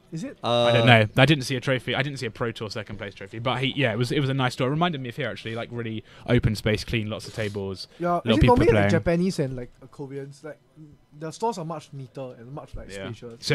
So I went to Hareruya in September, and it was like spotless. It was bright and open and clean. That's the model of a very good Magic card shop. You mean Gregor Games is a model of a very good game? But it's a similar feel, like it's bright, open, clean. Whereas I've been to some card shops in America that are like dingy, like in the basement. This needs to see some sunlight and like some window polish and stuff like that. You don't have to travel far, man. There's lots of shops here that try to emulate that nice US feel. Last year I was at London, so I went to Duck Sphere. That's where I used to play in London. Duck Sphere is where I used to play. It's under the railway arches. No, it's not underground. It's so it's under the railway arches. So Waterloo Station has loads of bridges going in. And it's literally the arches are so big that they've and there's space under. So there's a bakery next to Dark Sphere. Oh, really? It's a massive. It's like an aircraft hangar, pretty much. Okay. But it's very utilitarian. I love that shop. It's where I used to play, but it's 150 people they can seat for an event. Yeah. Really? Yeah. That's huge. That's excluding their Warhammer. Yeah, including so they got Warhammer tables. Holy crap! So there's a section for Warhammer, and you can fit 150 players. It's massive. It's huge. They got they used to have a shop there, like a separate card shop, which they do casting occasionally, I believe. Jeez. So it's really nice. The guy who runs it. Alexi, like really nice guy. They used to have 2 shops. Used to play when I first started playing Magic London. They used to have 2 small shops right by the London Eye. You could see the London Eye from them, but they were like tiny little retail shops. That could fit like 30 people. And you play a pre-release, and they'd like use the next shop along, like someone else's shop, and put tables in there. Okay. But it was crazy. But like when I went to Dark Sphere, my experience wasn't very great because I had to walk through a very like dark alley. I think So it's not in a great area. Go out Google Maps, tell me it was quite dark. So I was like, okay. Am I going to die now? I'm going to get involved right here, but so it's not in the nicest area. Like it's by Waterloo Station. It's in like it's Lambeth North Station is the station. Yes. It's not nice, but it's really nice shot. The guys are really nice. Like the Sound of Magic Kid, Magic Up _DM don't have any room in London for big events. Correct. Without London, fitting it around bridges and stuff. That is correct. In London, so we've talked about this before, mate. In London, there's only in central London. There's maybe 2 or 3 places you can play Magic. Yeah. Darksphere's the biggest one. There's a place in North London, Finchley, which is pretty good. Yeah. And then that's it. And then you go out to like a bit further to the commuter areas. There's small shops, little communities, but it's super difficult. Yeah. When I came to Singapore, it's just shops everywhere. I can't throw a stone. That's the thing. Like I used to play in Porto. I used to play in Italy. Italy in Genoa. There's one Magic shop. That's it. Yeah. And it's not like there's no place in the shop to play. You know where we play? We play at the cafe on the opposite side of the street. In a pub. Oh. Yeah. I think the round's over. Yeah. Okay. I'm guessing Yonglun won. He did, yeah. Okay. A flurry of you guys are watching Goblin guys. because I'm watching the two of you, so I'm like, okay, sure, whatever. But yeah, it's a different playing Magic in Europe. Very different. I found like it's different construct, different setup to playing. Here, for example. For sure. I mean, like America. when you're in a densely populated area, like that will tend to happen. Yeah. Like in Singapore, almost like one in every two in every. Two MLT stops. Yeah, one every two MLT stops. I work in central London, but play outside the M25 because it's really difficult to get the shops in Magic Cup London. DM. I moved to Singapore from London last year. So where of that? Because of where did you tell us where you used to play? Did you play in Harrow? I guess there's a big in Amherst, which is at the end of the underground line in the north. I think it is. That's I remember one. I'm trying to recall the name of like the magic shop. Having a nostalgia trip on. Yeah. No, and Requiem 23 found his legacy tournament. Yeah, it's at Agora. So good job. Yeah, Amersham, there you go. Amersham. Yeah, there we go. Shout out to North. I would say London. It's not London. It's on the tube map, but it's not London. It's close there. It's close. All right, we are going to go for a break. We'll be back in about 20 minutes' time. But before we go, just want to remind you that you can join us on the stream every Tuesdays and Wednesdays, 8 p.m. Singapore time, if you like that magic. If you like this other card game called Final Fantasy, I host a show every Friday. No hands up. Hands up if you like Final Fantasy card game. It's an awesome card game. Friday nights, 8 p.m. Singapore time. You miss all the events. It's okay. I'm not sad. I'm just a little bit disappointed in you, like your parents. Hey, that's a bit touchy. Whoa, man. Yeah. I'm just disappointed in you. You are a disappointment. You can join us on youtube.com/GreyOgreGames and watch all the replays because we record everything. We upload everything. We even upload the stream in its entirety. Wow. Yeah, we archive it there. See, we should do you should get the uncut stuff. So like us talking before we go live, and Oh yeah, that'll be fun. I should start recording that. The B-sides, yeah, just the like B-sides. wet, rainy outside today, isn't it? Yeah, it's rainy. Last but not least, go check out our website. In 2 weeks' time, next Sunday, we are gonna have the invitationals. For the 2017 invitationals, and if you want to find out more about how to join this year's invitationals, go down to greyogregames.com. That's Grey with an E. All right, we are going to go for a short break. We'll be right back. See you guys. Hello.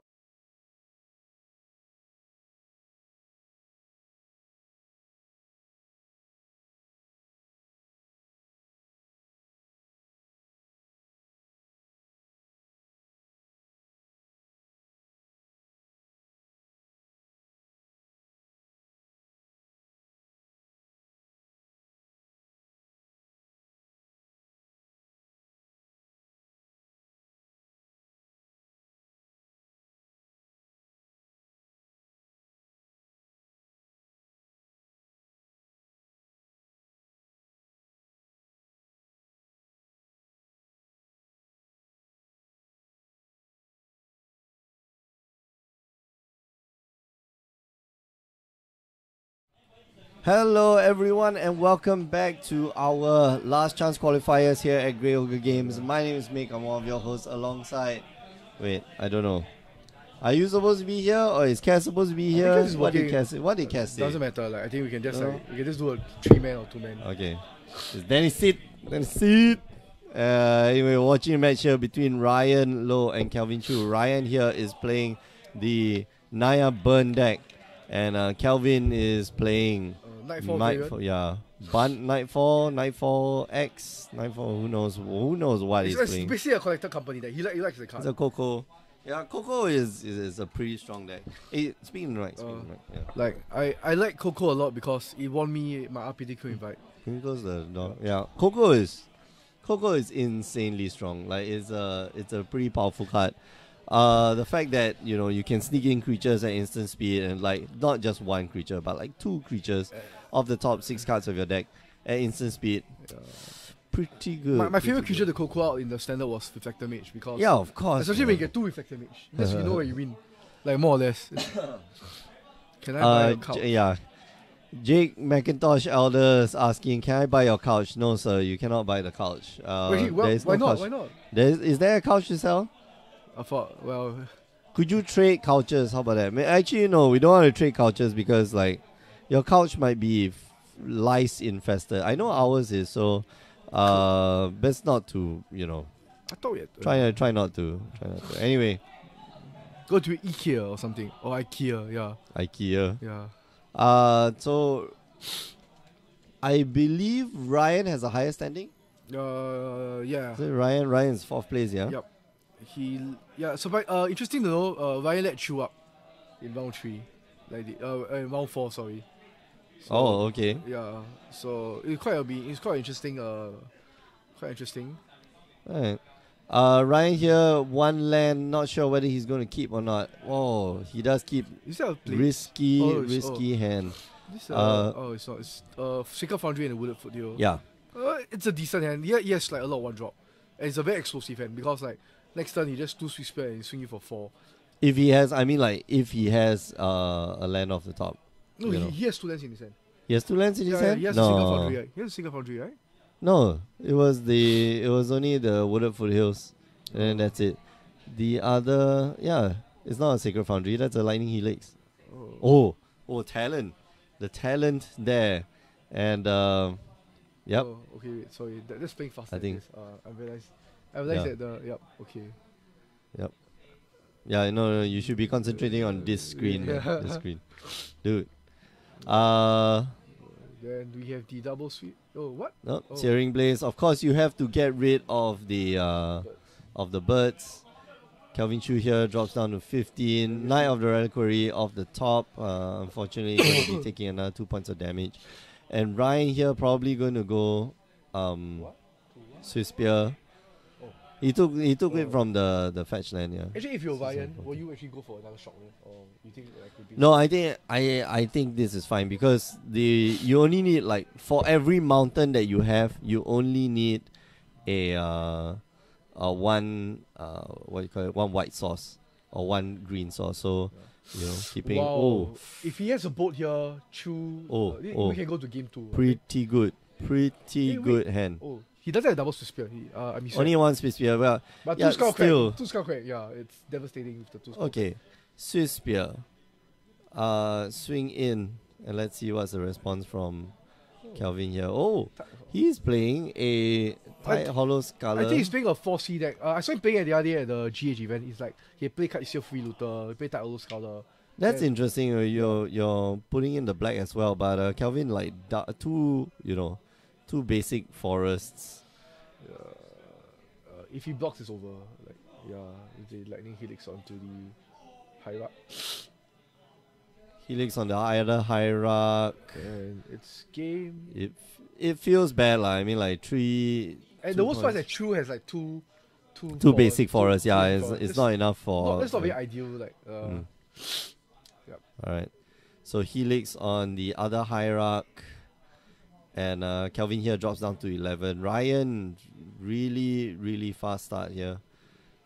And just going to pass the turn, I suppose. Yeah, double Skull Crack. So if he has... Is that a Ghost Quarter? Yeah, it's a Ghost Quarter. He needs some form of blocker. Okay, so he's going to Ghost Quarter himself for some colored mana. Ghost Quarter... Yep, Ghost Quarter, destroy target land, and then you look for a basic land from your deck, put it onto the battlefield tab. Put it onto the battlefield, yeah. Isn't it non-basic? No, destroys target land, dude. What's the one non-basic? Oh, Tectonic Edge, yeah. Tectonic Edge.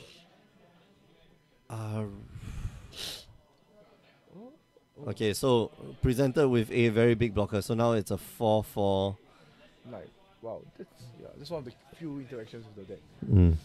So Ryan maybe wants land double Skull Crack. Oh, okay. So a second Goblin Guide here is actually very good. Second Goblin Guide swings in with the entire team. Coral Helm might be the end of the game. Okay, so if you were Chu, but Chu doesn't have another land. Else he wouldn't have played the. I think he will have another land because if not, No, then why would he play the Ghost Quarter and like blow up his own land? Maybe because that's a blue land. He needs a white source. He needs a white source. So could be, could Chu actually win from here? Like Ryan's actually thinking right now, like. No, but you don't have another land to set off the Coral Helm.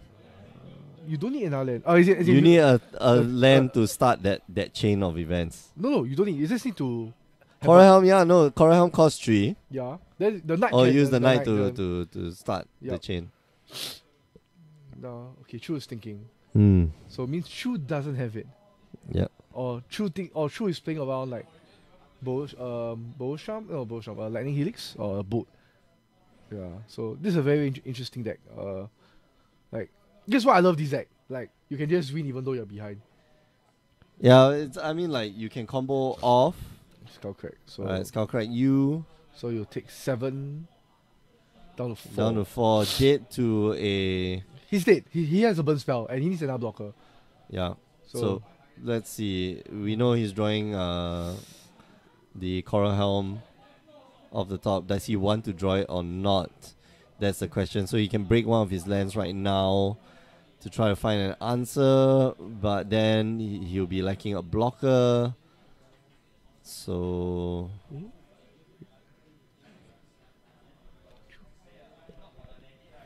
he needs another land. Like if he had another colored land, he would have played it the last turn, unless he needed like specifically white color to make it work. So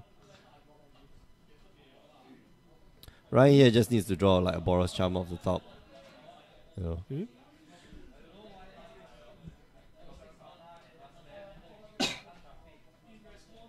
Yeah, he just need one land to win. And I don't think he'll be like obviously he's not going to draw the land off the top. So the question is, what would what is the consideration here that you find another land? Yeah, he hasn't drawn yet. So that's the retreat to Coral Helm. And just gonna pass the turn. Or maybe it's representing Path to Exile or some form of Dromoka's Command. Oh, I love Dromoka's Command. That's a very random card. Yeah, but so he does have another, so he does have another land, but it's not blue. He has another land? Yeah.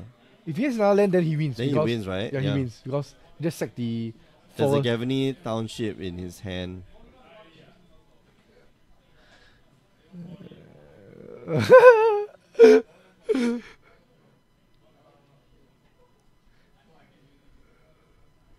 It's getting quite exciting. Like looking at the expression that like Chin Hao has. So it's like say look for a botanical centum would be good. Well, actually, it doesn't matter really. Like any land. Oh, actually, do you see Nimble Obstructionist in Chu's deck? Nimble what? Nimble Obstructionist. Obstructionist. I think I saw some of them in his deck. Okay, gonna go down to 2. So he can't really get too many fetches using this, but I don't think he needs to, right? Yeah. Oh, actually, they say he can't really do it infinite, like a lot of time because some of the lands that he has to fetch out are fetch lands. No, but the fetch lands just give you double the value. Yeah, but you only can fetch twice. Okay, so untap. Get rid of that land. So let's see how Chu pilots this. So he has one green floating. He can go through his entire deck, can't he? He can. He can dump all the lands in his deck unless he's not playing. If he's not playing 15 lands. It'd be quite funny if Chu just show like a Radiant Fountain.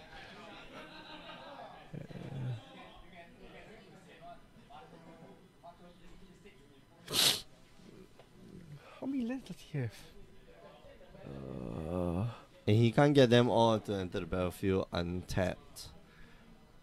No, it's the fetches that's the problem because he's down to 1 right now. No, but the fetches just gets you extra mana when actually all you need to do is to just keep activating the Knight of the Reliquary, get 15 lands in your graveyard. The last land comes in. You must sack a forest or a plains to activate the Knight. So like the deck has actually a lot of fetch lands, and compared to very little like land count. So no, but so how many lands does it play? That's the question. So like he sacks the Knight of the Reliquary. He just keeps bringing in lands, sacking it with the Knight of the Reliquary. Get 15 lands in your graveyard. He has 17 lands. Then it'll be 17 power. So basically, he has like this is like the old list, which he has like 4 Mysterium Forests, 4 Windswept Heath. No. Okay, Danny, you don't get it. The fetch lands just help you get extra activations. Yeah. No, but it doesn't matter because once you get 15 lands in the graveyard, you swing in, it will kill, right? Yeah. The Knight of Reliquary becomes a 17-17. The Knight of Reliquary becomes a 17-17, and you kill the guy. Like he has 22 lands in the on the battlefield. So what's the issue? Like you just get the lands to. No, he doesn't have enough life to fetch because you need to fetch. You don't need to fetch. Why do you need to fetch? You need to fetch to because so basically you have 22 lands. The deck has 122 lands. Correct. No, but every time the land enters the battlefield, you untap the Knight of Reliquary, right? Yeah. Then you tap the Knight of Reliquary, destroy the land, and then you put in another land, right? No, but you only can destroy a forest or plains. Oh, you can only destroy a forest. Yeah, you only can destroy a forest or plains. Okay, let's look at Knight of Reliquary. Right. Okay. So I thought it's just this, get rid of a land, but then obviously that's not enough. Yeah. So, Chu there tried to go off, but not enough. Yeah. Okay. So sacrifice Knight of Play. Okay. Yeah. Can I thought it just sacrifice a land, which is why I was I'm surprised he doesn't have a basic island in deck. So he could have saved himself quite a bit of life by having basic island, but he didn't have enough. The only blue card in the deck are like Unified Will, which is in sideboard. The Nimble Obstructionist that we saw, probably Spell Quellers. But I think you won't really want the Quellers in this matchup. It's not that fantastic. Nimble Obstruction is also not a great card in this matchup. But surprisingly, it's very strong, but it's not a great card in this matchup. On like Modo, like especially on Modo, like I see a lot of people playing the Burn deck, and they're all playing Chain to the Rocks right now, which is a old card like from Teros. Like seeing Ryan wants to side in. I can understand why you want to play like Chain to the Rocks. Oh. Like, Path to Exile is better than Path to Exile because you got mountains. Yeah. But it happens at like, it doesn't happen at instant speed, but you rarely need the instant speed. And plus, you have Path to, you have some Path. Well, unless you're playing against a combo deck. Like, unless you're playing a combo deck. Even, playing against a combo deck, it's like a bit Pichun's Amulet Bloom. You don't want to give them extra mana on top of that as well. So Chain to the Rocks is actually pretty good. Yeah, but interesting deck tech. The new age deck tech. Yeah, but a lot. But like my friend was saying, you just lose to Ponza because. They'll just destroy your mountain. Now that they get back Chain to the Rocks. But I think against Ponza you're not playing Chain to the Rocks at all, right? Yeah, they got no creatures, dude. They have their Fulminator Mage, which is the minute it enters the battlefield is gonna die anyway. It's probably gonna get sacrificed. Alright, if you just joined us, you're watching the quarterfinals of our last chance qualifiers here at Grey Ogre Games. It's Ryan Lowe versus Kelvin Chu. My name is Mick. I'm one of your hosts alongside Dennis Sid. And it's what? Naya Burn. It's mostly Boros Burn. Okay, the green is probably the Destructive Rivalry. I think about it. Like, it doesn't play Ataka's Command anymore. A lot of these are cutting Ataka's Command because it's not red. It's very color intensive. It needs creatures to be good. I mean, Ataka's Command was great in like the Zoo decks. Like turn 1 you want Wild Nakado, and then turn 2 like you had another play set of creatures to make the Ataka's Command good, but not this case. This is just burn. We saw Ryan in round 4. And he didn't even need any creatures, and just like, okay, I'm just gonna burn you. He drew what, eight or nine burn spells. And like, yeah, okay, what was he playing against? burn you. Was he playing against? I think. No, he wasn't playing against Death and Texas. I forget what he was playing against. Yeah, I forget. Was it Merfolk? No, it wasn't Merfolk. I forget. But anyway, yeah, just like, 9 burn cards. Yeah, I'm just going to throw it at your face. You're going to die. Oh, you fetch the land. Cool. Just throw the rest of the cards at your face. So Kelvin here has the opportunity to go first. And let's see whether the Nightfall deck can match up to a burn deck. I think, well, post sideboard, I'm pretty sure it's quite strong, right? Post sideboard, you've got like life gain, you've got more. Yeah, Kitchen Finks is like the best card you can have, especially you you go turn 1 birds, which is probably going to be met with either lightning bolt. This is not a very good hand against Chu because of the lava spikes. Doesn't really interact with the board, but I guess Ryan's gonna keep it because it's got lightning bolt. Yeah, no, it's lava spike. Yeah, I like both. Yeah. So 3 damage. Alright, so 2 damage of the shock land here, and has some protection against life gain. Gonna go bring himself probably down to 17. Yep, there we go. Sacred Foundry. And the birds goes down. Probably the birds goes down. Yeah, Nuclear Winter X does note out that, yeah, you can only sacrifice forests or plains. My bad. Forgot about that. Dim Sum Boy X is asking, did Uncle or Hafiz make it? I think Uncle Tan made it. David Tan, one of our... I think I know who's Dim Sum Boy. I think it's Glenn. It's Glenn. Yeah, it's Glenn, yeah. How did you know it's Glenn? The tone, the way of people texting. Okay. Yeah. Oh, okay. I think... Alright, so Sacred Foundry, this is going to be the kite scale free, kite boot freeze. Okay, Voice of Resurgence, interesting. It's a good blocker, so it's two blockers, potentially 2 blockers.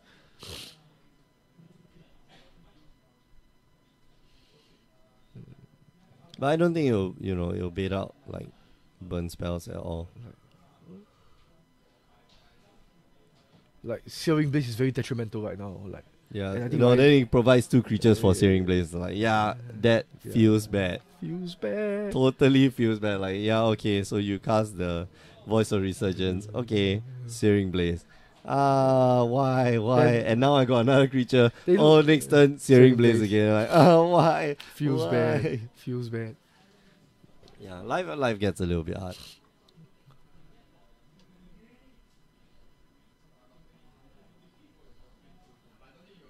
Lightning Helix U down to 12. And Kelvin here is taking a lot of damage off of his lands. And rightfully so. Yeah.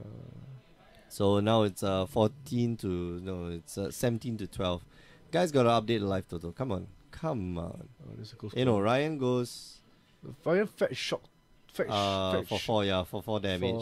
So he should be at 19. 17. 17, he just took 2 damage from the Voice of Resurgence. Kelvin here at 12. Gotta advise the players to update their life totals. But I think Ryan has enough burn in hand to just fire at the face.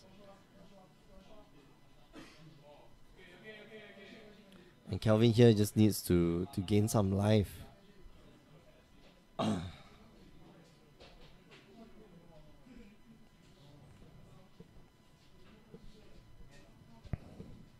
Gets a basic forest.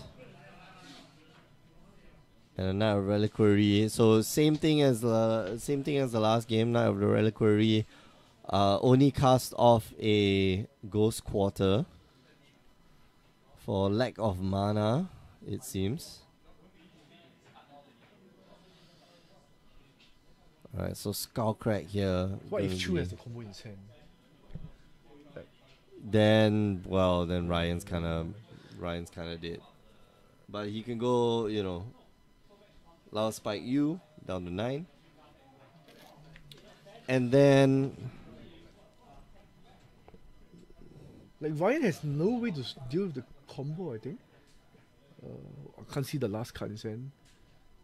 Yeah, he's got no way to deal with the combo. It's he's got more than enough points of burn. He's got 9 points of burn in hand.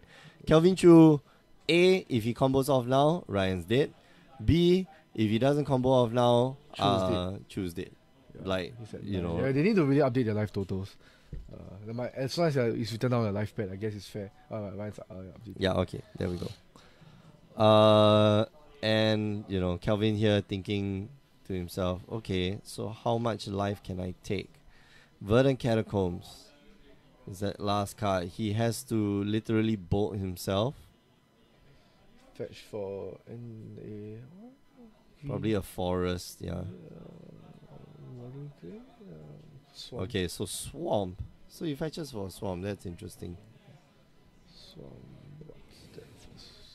What does he use the Swamp for? Like, he only needs the... I'm quite curious also, I'm not sure. Like, I never seen his deck before. Kaisia Freebooter. Oh, Tide Hollow Scholar? Yeah. Tide Hollow Scholar, okay. Yeah, but it's going to get Searing Blaze, and it's quite... No, he doesn't have a Searing Blaze in hand. He has Searing Blaze in his hand. No. Does he? No, it's Skull Cracks. Oh, Skull Cracks. Skull Cracks and Magma... I think, yeah, you let him see your hand and then see how stacked it is.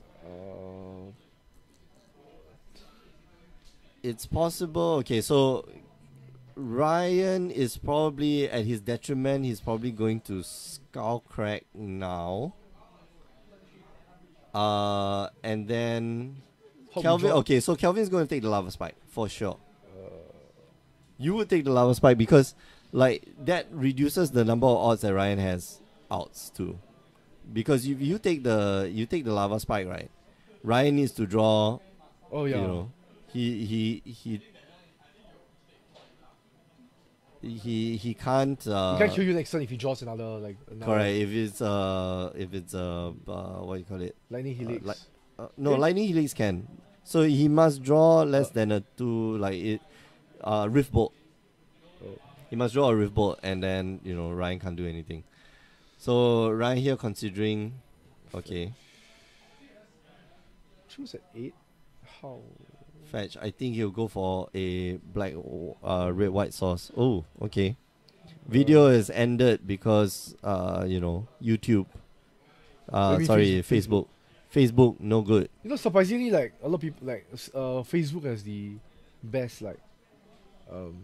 ways to do like video chat from Skype and everything. Yeah, but then it's live video thing is just why are you capping me at 4 hours? Honestly, have you seen those people doing auctions on Facebook? Oh yeah, it's quite fun. It's quite fun. All right, so Skullcrack, you. Ryan's at 8. Yeah, Ryan's at 8. Oh, he's swing, yeah. Yeah. So I guess. Okay, and here I think this is the right choice. I mean, you look for basic, basic mountain, and Kelvin here. That's 5, so he needs enough. Just gotta pray that Ryan doesn't draw. And he didn't. So. Okay, but he's gonna get the magma. But he has elemental token. Oh. I think did Ryan forget? Yeah, I think Ryan forgot. It's a game. It's quite a close game. That was So Ryan just needed like a burn spell off the top. He didn't. He was like creature off the top. Like all he needed was like a 2 mana burn spell. That's it. Yeah. And that would have been more than enough to get rid of Kelvin's board. I think at this point in time you can take out the Chain to Rocks. Like if you're on the play, you take out the Chain of Rocks because that's a bit too slow. Maybe you keep the Chain of Rocks. Because hello everyone and welcome back to the last chance qualifiers here at Grey Ogre Games. Watching the match here between Felix Leong and Ryan Lowe. My name is Mick. I'm your host for today. Where is Danny? Danny! Where did Danny go? I don't know. Danny's out there somewhere. Well, yeah, watching a match here between Felix and Ryan. Felix and Ryan are both playing the Burn deck. Naya Burn. Very interactive game. Felix was like, okay, so the other table is what, Affinity versus Scape Shift, I think. Yeah, Affinity versus Scape Shift. So it could have been the Burn Mirror or it could have been the Affinity Mirror. So that, I'm not sure which one you guys want to watch. So it would have been fun. But yeah, I think the Burn Mirror is actually unless if both players have a decent hand, and I believe it's going to be a very interesting matchup. But of course, if one player has just a better hand, then the match can end pretty fast. Come, Ilham. Come, sit with me. What's up? Yo. Joining me at the table is Ilham Mulyawan. Of course, under 21 champion. I think it's the under 21. Top Yeah, points. you are actually I think fourth or fifth. Fourth. Fifth. No, because I get to draft, so should be. You top get a four. draft? Yeah. Oh, you better confirm that with somebody. No, it's already in the. Oh, it's already in this thing. Okay, Yeah. so yeah, in the list it says that you're fifth place. But yeah, Really? I don't know. Better confirm it with Because someone. in the group chat is I get to draft. Oh, nice. So yeah, you have like 17 championship points, which is quite a lot. So And I only played twice. you only play. Two Yeah, HQ. that's the most impressive part. Like I had my chips on you the first. Was it the first one? Yeah, the no, first no, one. no. The first one I didn't have my chips on you. No, it's the one I didn't play. The first one. Yeah. Oh, that was me. Oh, yeah. Okay. So I had my chips on you, and then you didn't show up. Yeah, man. And then I also had my chips on Matthew, and then he also didn't show up. And I'm like, okay. So I'm probably gonna lose this fantasy draft, but in the end, of course, Because of I won. Jeffrey. Yeah, because of Jeffrey, lah. Yeah. Jeffrey Too good. Yeah. Thanks, Jeffrey. You are the man. Ryan here. Felix here facing down two goblin guys, but most likely one of them is going to die to a lightning bolt. Yeah. And unless, of course, Ryan has like some weird like +3/+3 or +2/+2 protection spell. Blossoming defense. Oh man. Oh man. That would be so dope, man. When you play too much standard. Blossoming defense. Yeah, now I get you in for 6. Beat that. I would actually. Well, blossoming defense would be probably better than giant growth because of the hexproof, right? Yeah. It's actually played in what? In fact. Oh yeah, for sure. Yeah. Like that hexproof is 100 times. Like if you're playing, in fact, the only thing that you want is to make sure that your creatures can survive. Yeah. Okay, maybe Goblin Guide of his own, but on defense. I think just. Oh, Searing okay. So Blaze. there's a Searing Blaze, Yeah, just on Searing the Blaze. other side. Yeah, no reason why Felix should be doing it on his turn, especially if he has a fetch land here. Especially if Whoa. Ryan plays the Swift Spear. I think Felix is going to Searing Blaze the Swift Spear now. Yeah, for sure you get rid of the Swiss Spear. Alright, Boros Charm off the top, still not doing Felix any favors here. He does want, eventually he wants a white source, which, does he bolt himself here? No, I think he can't. He you can't. need to, himself, you need to look for basic mountain, but I think Felix is not getting out of this alive. He's at 8 life points right now. Oh wow, huh? Okay, I'm curious. Okay, so I'm curious why he did that. I guess my thinking is that he can respond by bolting away the Swiss Spear. I think if Felix step out here, he's dead. Yeah, he can't. He needs to at least represent a lightning bolt. Yeah.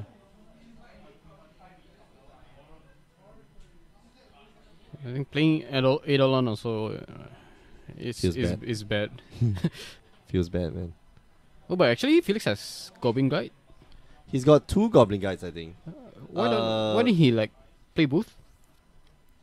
Double block the Goblin Guide? I don't think the other one's a Goblin Guide. I don't know, man. It's a Rift Bolt.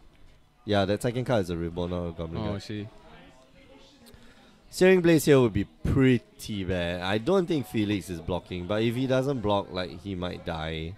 So, man, this is weird. I'm curious why he cast the Eidolon though. Another Rift Bolt off the top. Not a great choice.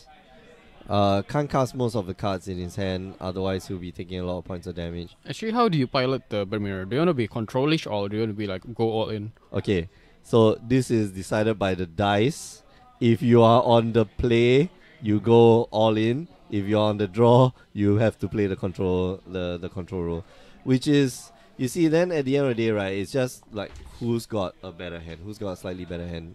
Yeah. So are you going to cut like the lava spikes after sideboard? No. Never cut lava spikes? Okay. Okay, so yeah, and it's quite draw dependent lah. We saw, Ryan have a pretty good hand. He turned 1 Goblin Guide.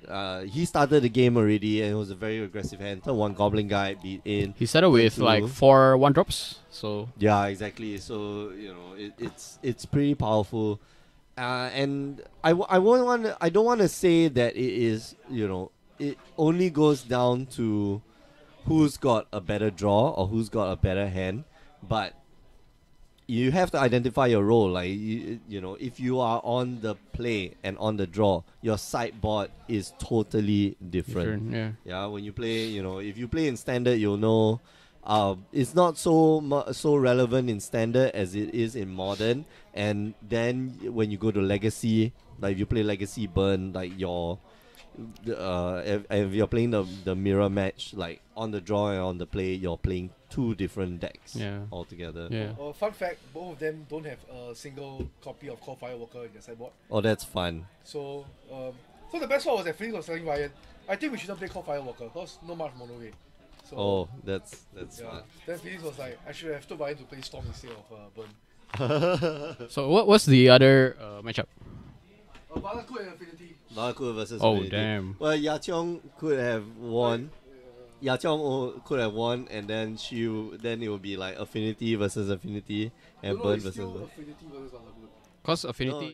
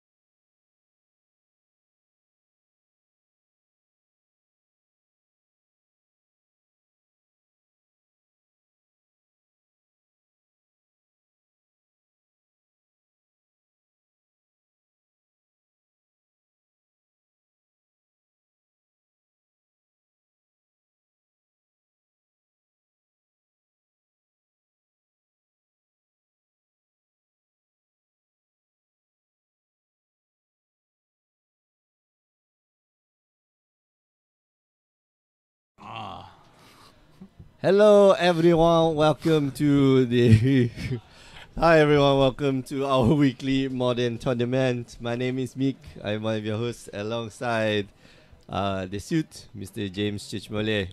So I'm not doing a French accent. No, it's too much. That's a terrible French accent anyway. Philippe de la Classe.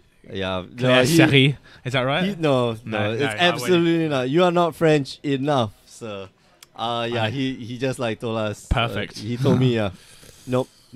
Just don't. Philippe is fine. Philippe's fine. We're watching a match here between Philippe and Ken Wee, and Ken's got those orange Hadaria sleeves. I like them. Yeah, the new ones, right? Are they the new ones? Yeah, the I new like ones. them. I might have to get my man in Japan to send me some. Right. Okay. I have to.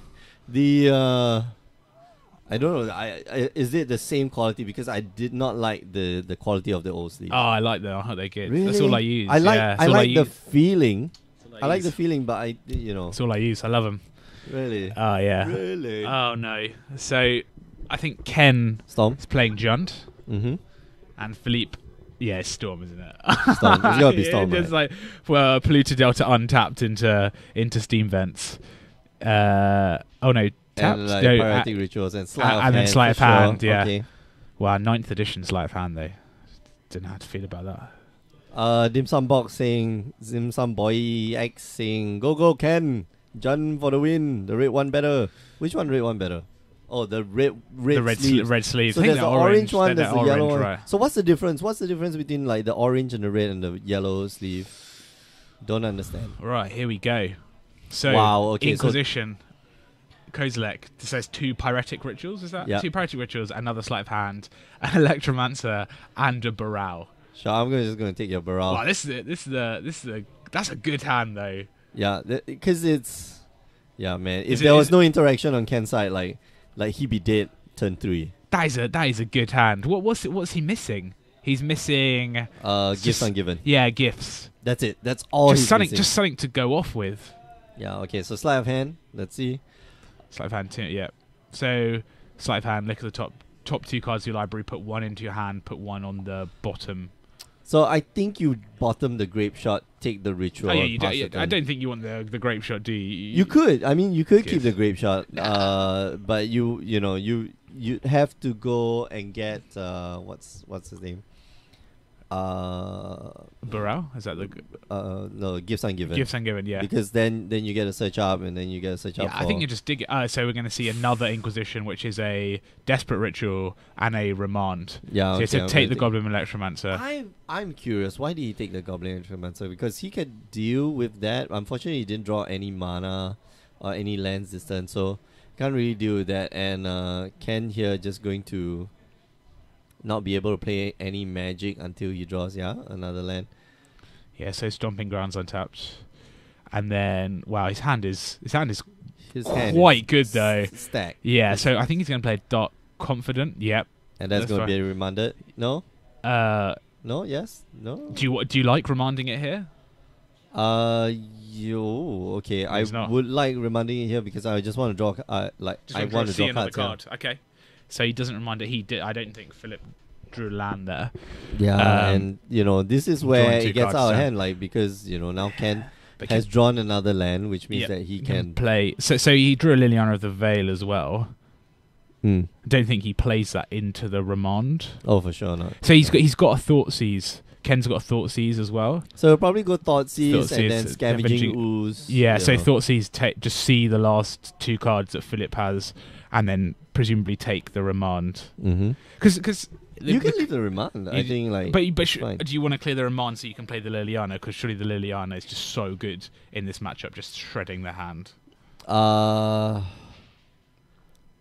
No, I don't think so. I think you drop the Scavenging Ooze and then you gun it.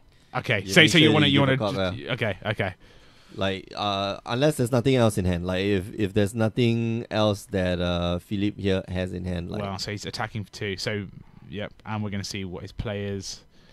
Thoughtseize followed by a 2-drop. If you had the Tarmogoyf, I would have just gone for the Tarmogoyf. So I think he's on the Mick plan of attack. Okay, so see he might remand the Scavenging Ooze, and then now you cast the. But he's past the turn. He didn't play the Thoughtseize. Oh, that's interesting. Wow, okay, all right, okay. So or did he? No. So Philip's drawn off the remand, and we'll see if he plays the Thoughtseize. He's looking at it. He's looking at it longingly. Oh, okay. Now I understand why there's micro shakes. Because there's a giant. There's a man with pole, a man with one leg holding on.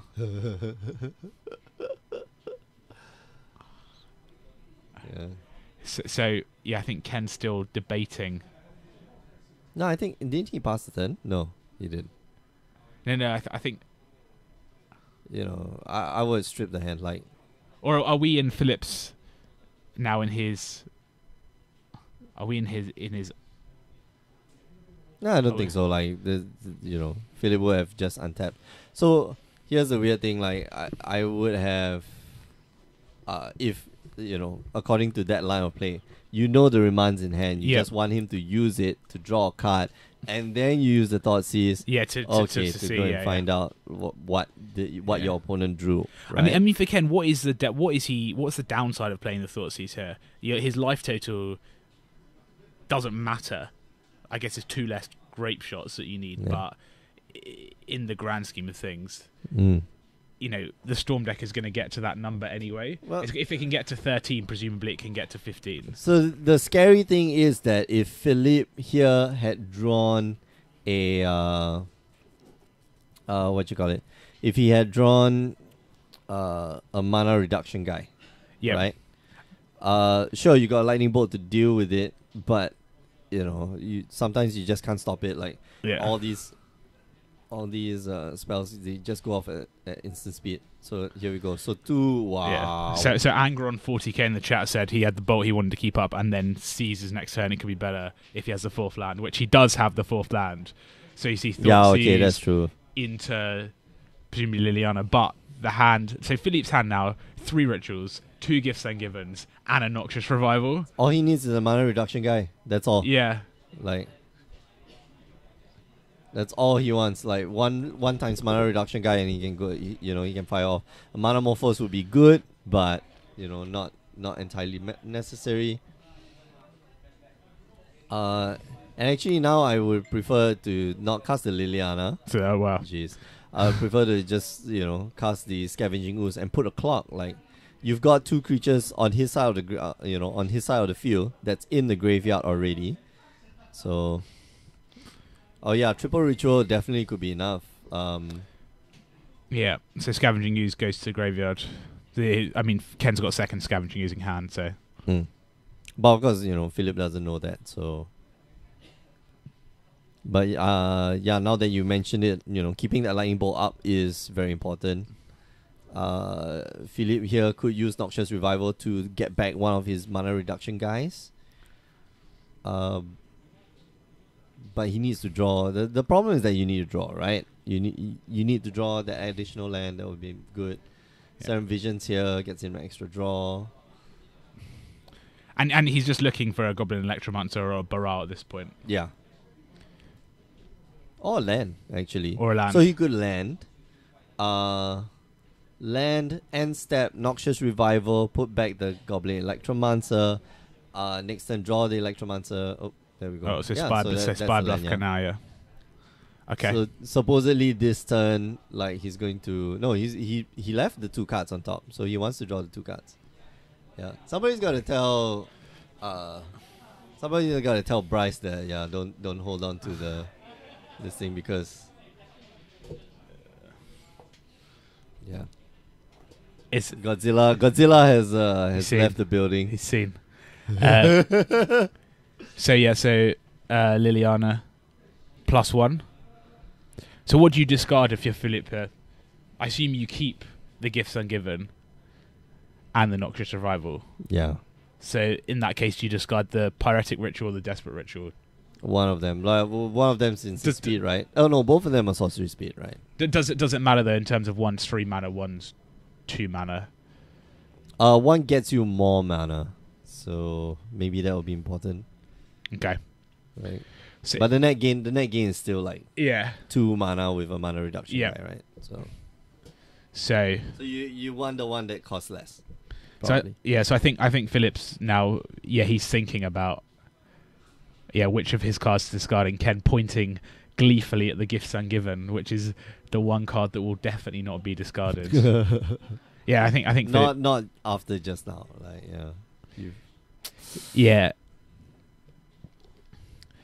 And it's interesting because Philippe had at the start of this game, Philippe had a really quite good hand.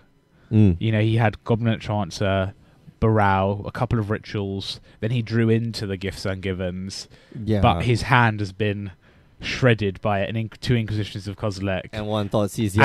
And Liliana. You see, this is the power of like Inquisition Thoughtseize. Like turn 1 Inquisition, turn 2 Thoughtseize. Like it just destroys your game.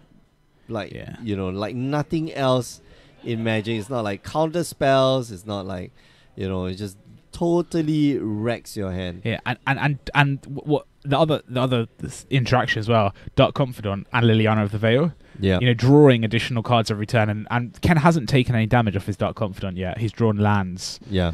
Which is that's why I thought push the Dark Confidant. Yeah. Draw that card early. Yeah. Find out whether you need it. Yep. So at the end, in his end step, Philippe got used Noxious Revival to get back a Baral Chief of Compliance, which is it's 1 the blue for the 1/3, but it's the mana reduction. So instant sorcery spells you cost 1 generic mana less to cast, and there's something about countering where if you counter a spell, you draw a card, discard a card. Yeah, but sometimes good for his remand. But is this it for him now? Well, no, he can't go off this turn. Yeah, so respond, gonna bolt your Bara, and I think that's it, right? Yeah. No, you get 3 mana from the Pirated Ritual, sure. You can Gifts Ungiven, look for 2 cards. But you have no mana presumably left, so you Ritual for 3, pay the 4th, is your Spire Bluff Canal, get 2 cards, put them in your graveyard. But then there's no mana... So you get 4, so you basically get 4 cards, right? Yeah, so 2 cards go into your hand. Graveyard. So your opponent gets to decide which 2 cards. Let's bring up gifts, and we can talk about the gifts packages that people like to generally do in terms of. But what I'm saying is that if he gifts now, so he's added 3 mana to his mana pool, and then he's got the Spire Bluff Canal, he can tap it for the 4. So that's the mana cost for gifts, but he doesn't have any mana left. And even if he gets 2 lands, Ken can put them into the graveyard, so it's not really much. Yeah, that's right. Yeah, so. He looks for 4 cards. So one of them has to be what's Past in Flames. Past in Flames, right? One of them has to be Ritual. Yeah, Mana and then Morphos, maybe another Gifts Ungiven. Okay. So we'll see. But Philippe is setting up for next turn though, because there's not much. So he looks for 2 of the mana reduction guys, and then a Past in Flames and a Ritual. Yeah, probably this, but it's going to be tough. So he's picked out Serum Vision, Sleight of Hand. Oh wow, okay. Opt. Oh, so he's just going for the cantrips and the drawers. See, this is not the I'm going to win the turn. Gifts Ungiven. This is the I need to find some more stuff to draw. And another Gifts Ungiven. Right. So Angron 40k in the chat saying Flames, Rituals, and Grape Shot maybe. I think it's going to be tough. That's like a I'm going to win the game. Gifts Ungiven. Yeah, but I don't think Philippe's in a position where he's can win the game. Yeah, and Jazix.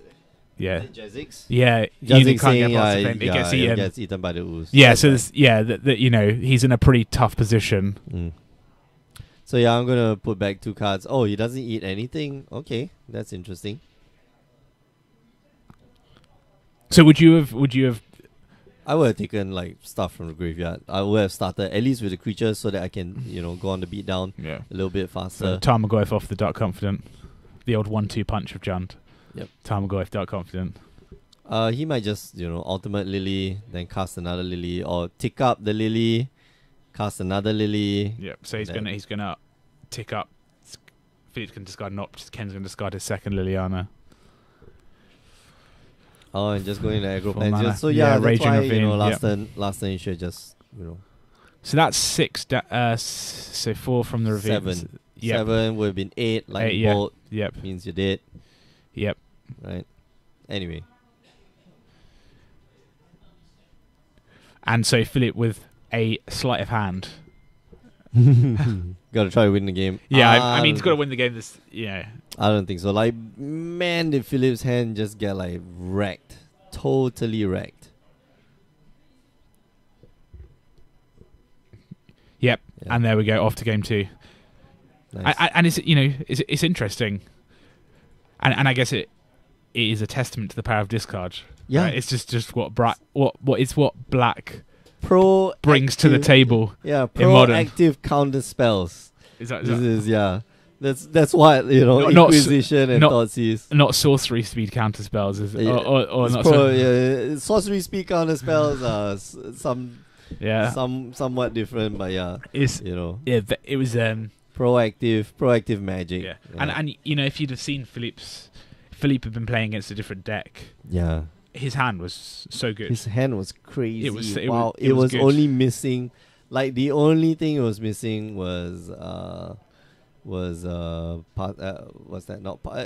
a passing planes or a gifts ungiven. Yeah, and he drew into the gifts, so it's a couple of turns and he's there. So I think he made the mistake by not casting like Baral on turn two. On turn two, yeah, he went for the second sleight of hand instead of playing the Baral. Yeah, and that's when the decision just went downhill because sleight of hand, like you're thinking to yourself, okay, sleight of hand doesn't get the bonus if you or doesn't get like mana reduction bonus and stuff like that. But landing that first Baral is so damn important. Yeah.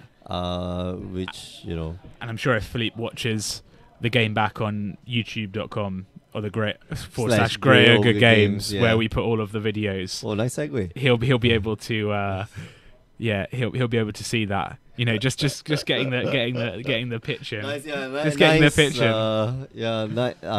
The corporate shill. Yeah. It's good one. Yeah. Wasn't expecting that. Yeah. Effortless, surprise, seamless, totally. Seamless. I get one T-shirt and I'm all in. I get one T-shirt and that's it. Cut me and I bleed black. So who do you like in this matchup? Post sideboard. Do you think that Jun just goes heavier on the discard? Yeah, Jun definitely has to go heavier on the discard. Like, it's. There were a few. I think there were a few mistakes that Philippe made. Maybe not mistakes, but like the questionable decisions. Yeah. Number one, not preventing your opponent from playing Magic. Just that the remand. Confident. Yeah, that first remand. Yeah. Like you should be drawing extra cards. I mean, that's what your deck's trying to do, and you didn't. Wasn't able to. Find a land until late into the game. Had he remanded one turn earlier, maybe push his opponent back. Like, okay, so you're drawing only that card for this turn, and actually would have changed a lot of the part of the game because now you're alternating that second card. So Ken might have just started picking up cards and started taking damage over and over and over again. It's and the second, the other thing was that not casting Baral on turn 2 or the Goblin Electromancer. Actually, Baral on turn 2 is much better because you got the remand in hand. Yeah, like that should have been like the clue. So, and it's and then what does the Storm deck generally do against Jund in the second game? What are they looking to do? Do they bring in sort of empty the Warrens, or are they just trying to? Empty the Warrens, I don't think is a very effective tool against Jund. You definitely want more of the remands. You want, less. You don't need the lightning bolts, which some decks do, but you don't need that lightning bolts, and but there's not much that you can do. Blood Moon is the best card that you can have against Jund because once you land Blood Moon, then the Jund deck is like dead in the water. But Ken's got to be aware of that. I'm pretty sure that he's brought in either Enchantment Hate or when he fetches, he's just gonna fetch for basic lands. So I think the thing with sideboarding with the combo decks as well is you can't take too much of the density away. You still need a critical mass of combo pieces to fire off. If you take 12 cards out, you got these amazing. You got sideboard cards, but you have nothing to you can't put your combo together. You don't need that much. I mean, you need 2 rituals, a Pass in Flames, and a Grape Shot, right? A mana reduction. You go ritual, Pass in Flame, ritual, and then empty the Warrens. So I'll probably keep one empty the Warrens. You make it sound so easy. You should get you to play Storm. Easy game, man. All you do is just go ritual. Baby game. Mana Morphos, drawing to ritual, Gifts Ungiven, Pass in Flames, ritual, And it's Easy game. So the first stream I did ages ago. Yeah. So, Opt. I asked you a question about Opt, and we talked about, you're like, no, it's not going to be modern. What's in that Storm deck? There's Ops. There's Ops in the Storm deck. They've changed it so they're even on the fetch list Storm, so they can't even, no fetch lands anymore. So that if they scry stuff at the bottom, it stays at the bottom. So and that Opt, that Serum Vision. So strange. Yeah, but that's where the list is going. Now. It's so strange. Like, I know you need your cantrips, but the thing is, like, you're doing everything at sorcery speed. Like, that's what you need to be doing. Even if you're interacting with your opponent, sure, you can counter that spell, but now you just added 1 to the storm count, and all I'm saying is a 4-month payoff, well rewarded. and he see Philippe's gone down to 5. Yeah, he's gone down to 5. He's going down to 4. Yeah. There's the. I mean, at 4, do you just keep a hand of 4 in modern, or do you feel it's going to be tough? Okay, so what Philippe is looking for is just 2 lands, probably a Serum Visions, and what you call it, and mana reduction guy. That's it, and then pray. Yeah, and the problem is that any discard, and we see we see that Ken's hand, he's got Inquisition of Kozilek, Dark Confidant, and a Tarmogoyf. So that Inquisition of Kozilek is just going to be so painful. To Philippe. Yeah, scratch the bottom. That's not land. Sure. Yeah. So Ket. Yep. So turn 1, pass the turn, and then Inquisition of Kozilek. And Philippe knows. So to see his hand, he's kept So he's kept a Baral, a Remand, a Grape Shot, and a Manamorpho. So step 1, you just take the Baral, right? Yeah.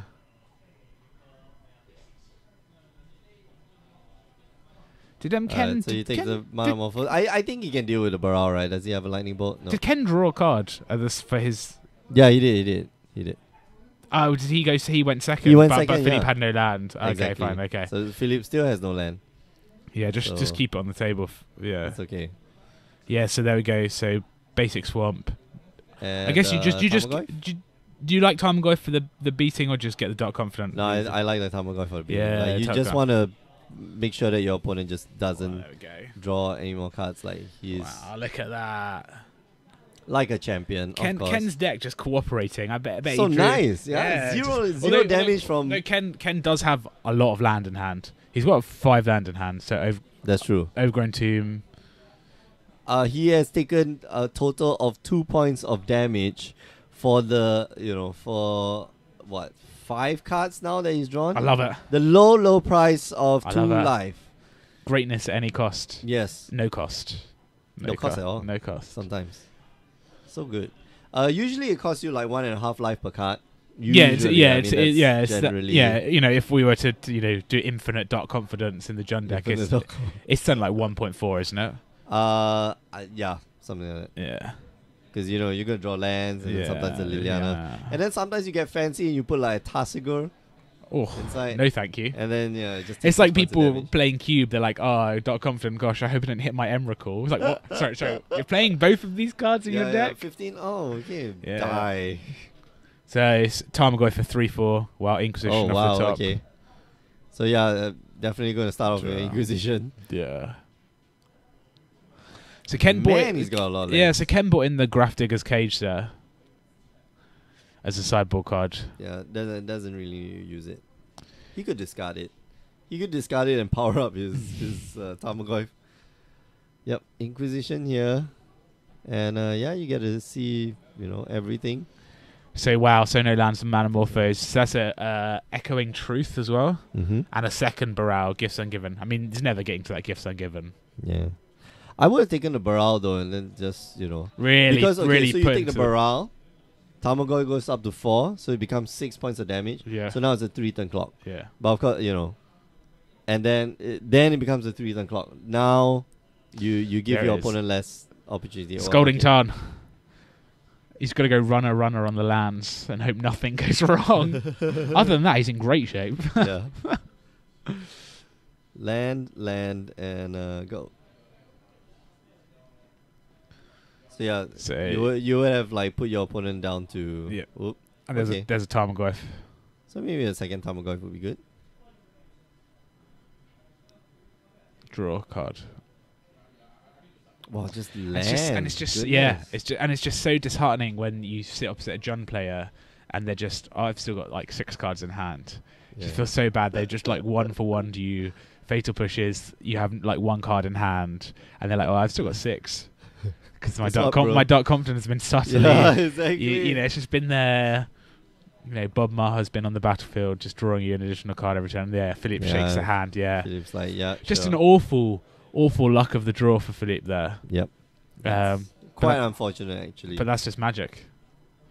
Yeah, sometimes you run hot, and then like, just sometimes, yeah. And with the Storm deck, I guess it mulligans not that well. You need like a couple of lands and some cantrips to get started. You need at least those 2 lands and a mana reduction guy, and then everything else is just bonus after that. Like so, you know, seriously, like you could have, you just needed that 2 lands. Unfortunately, you know, Philippe never got to even seeing that 1 land before he died.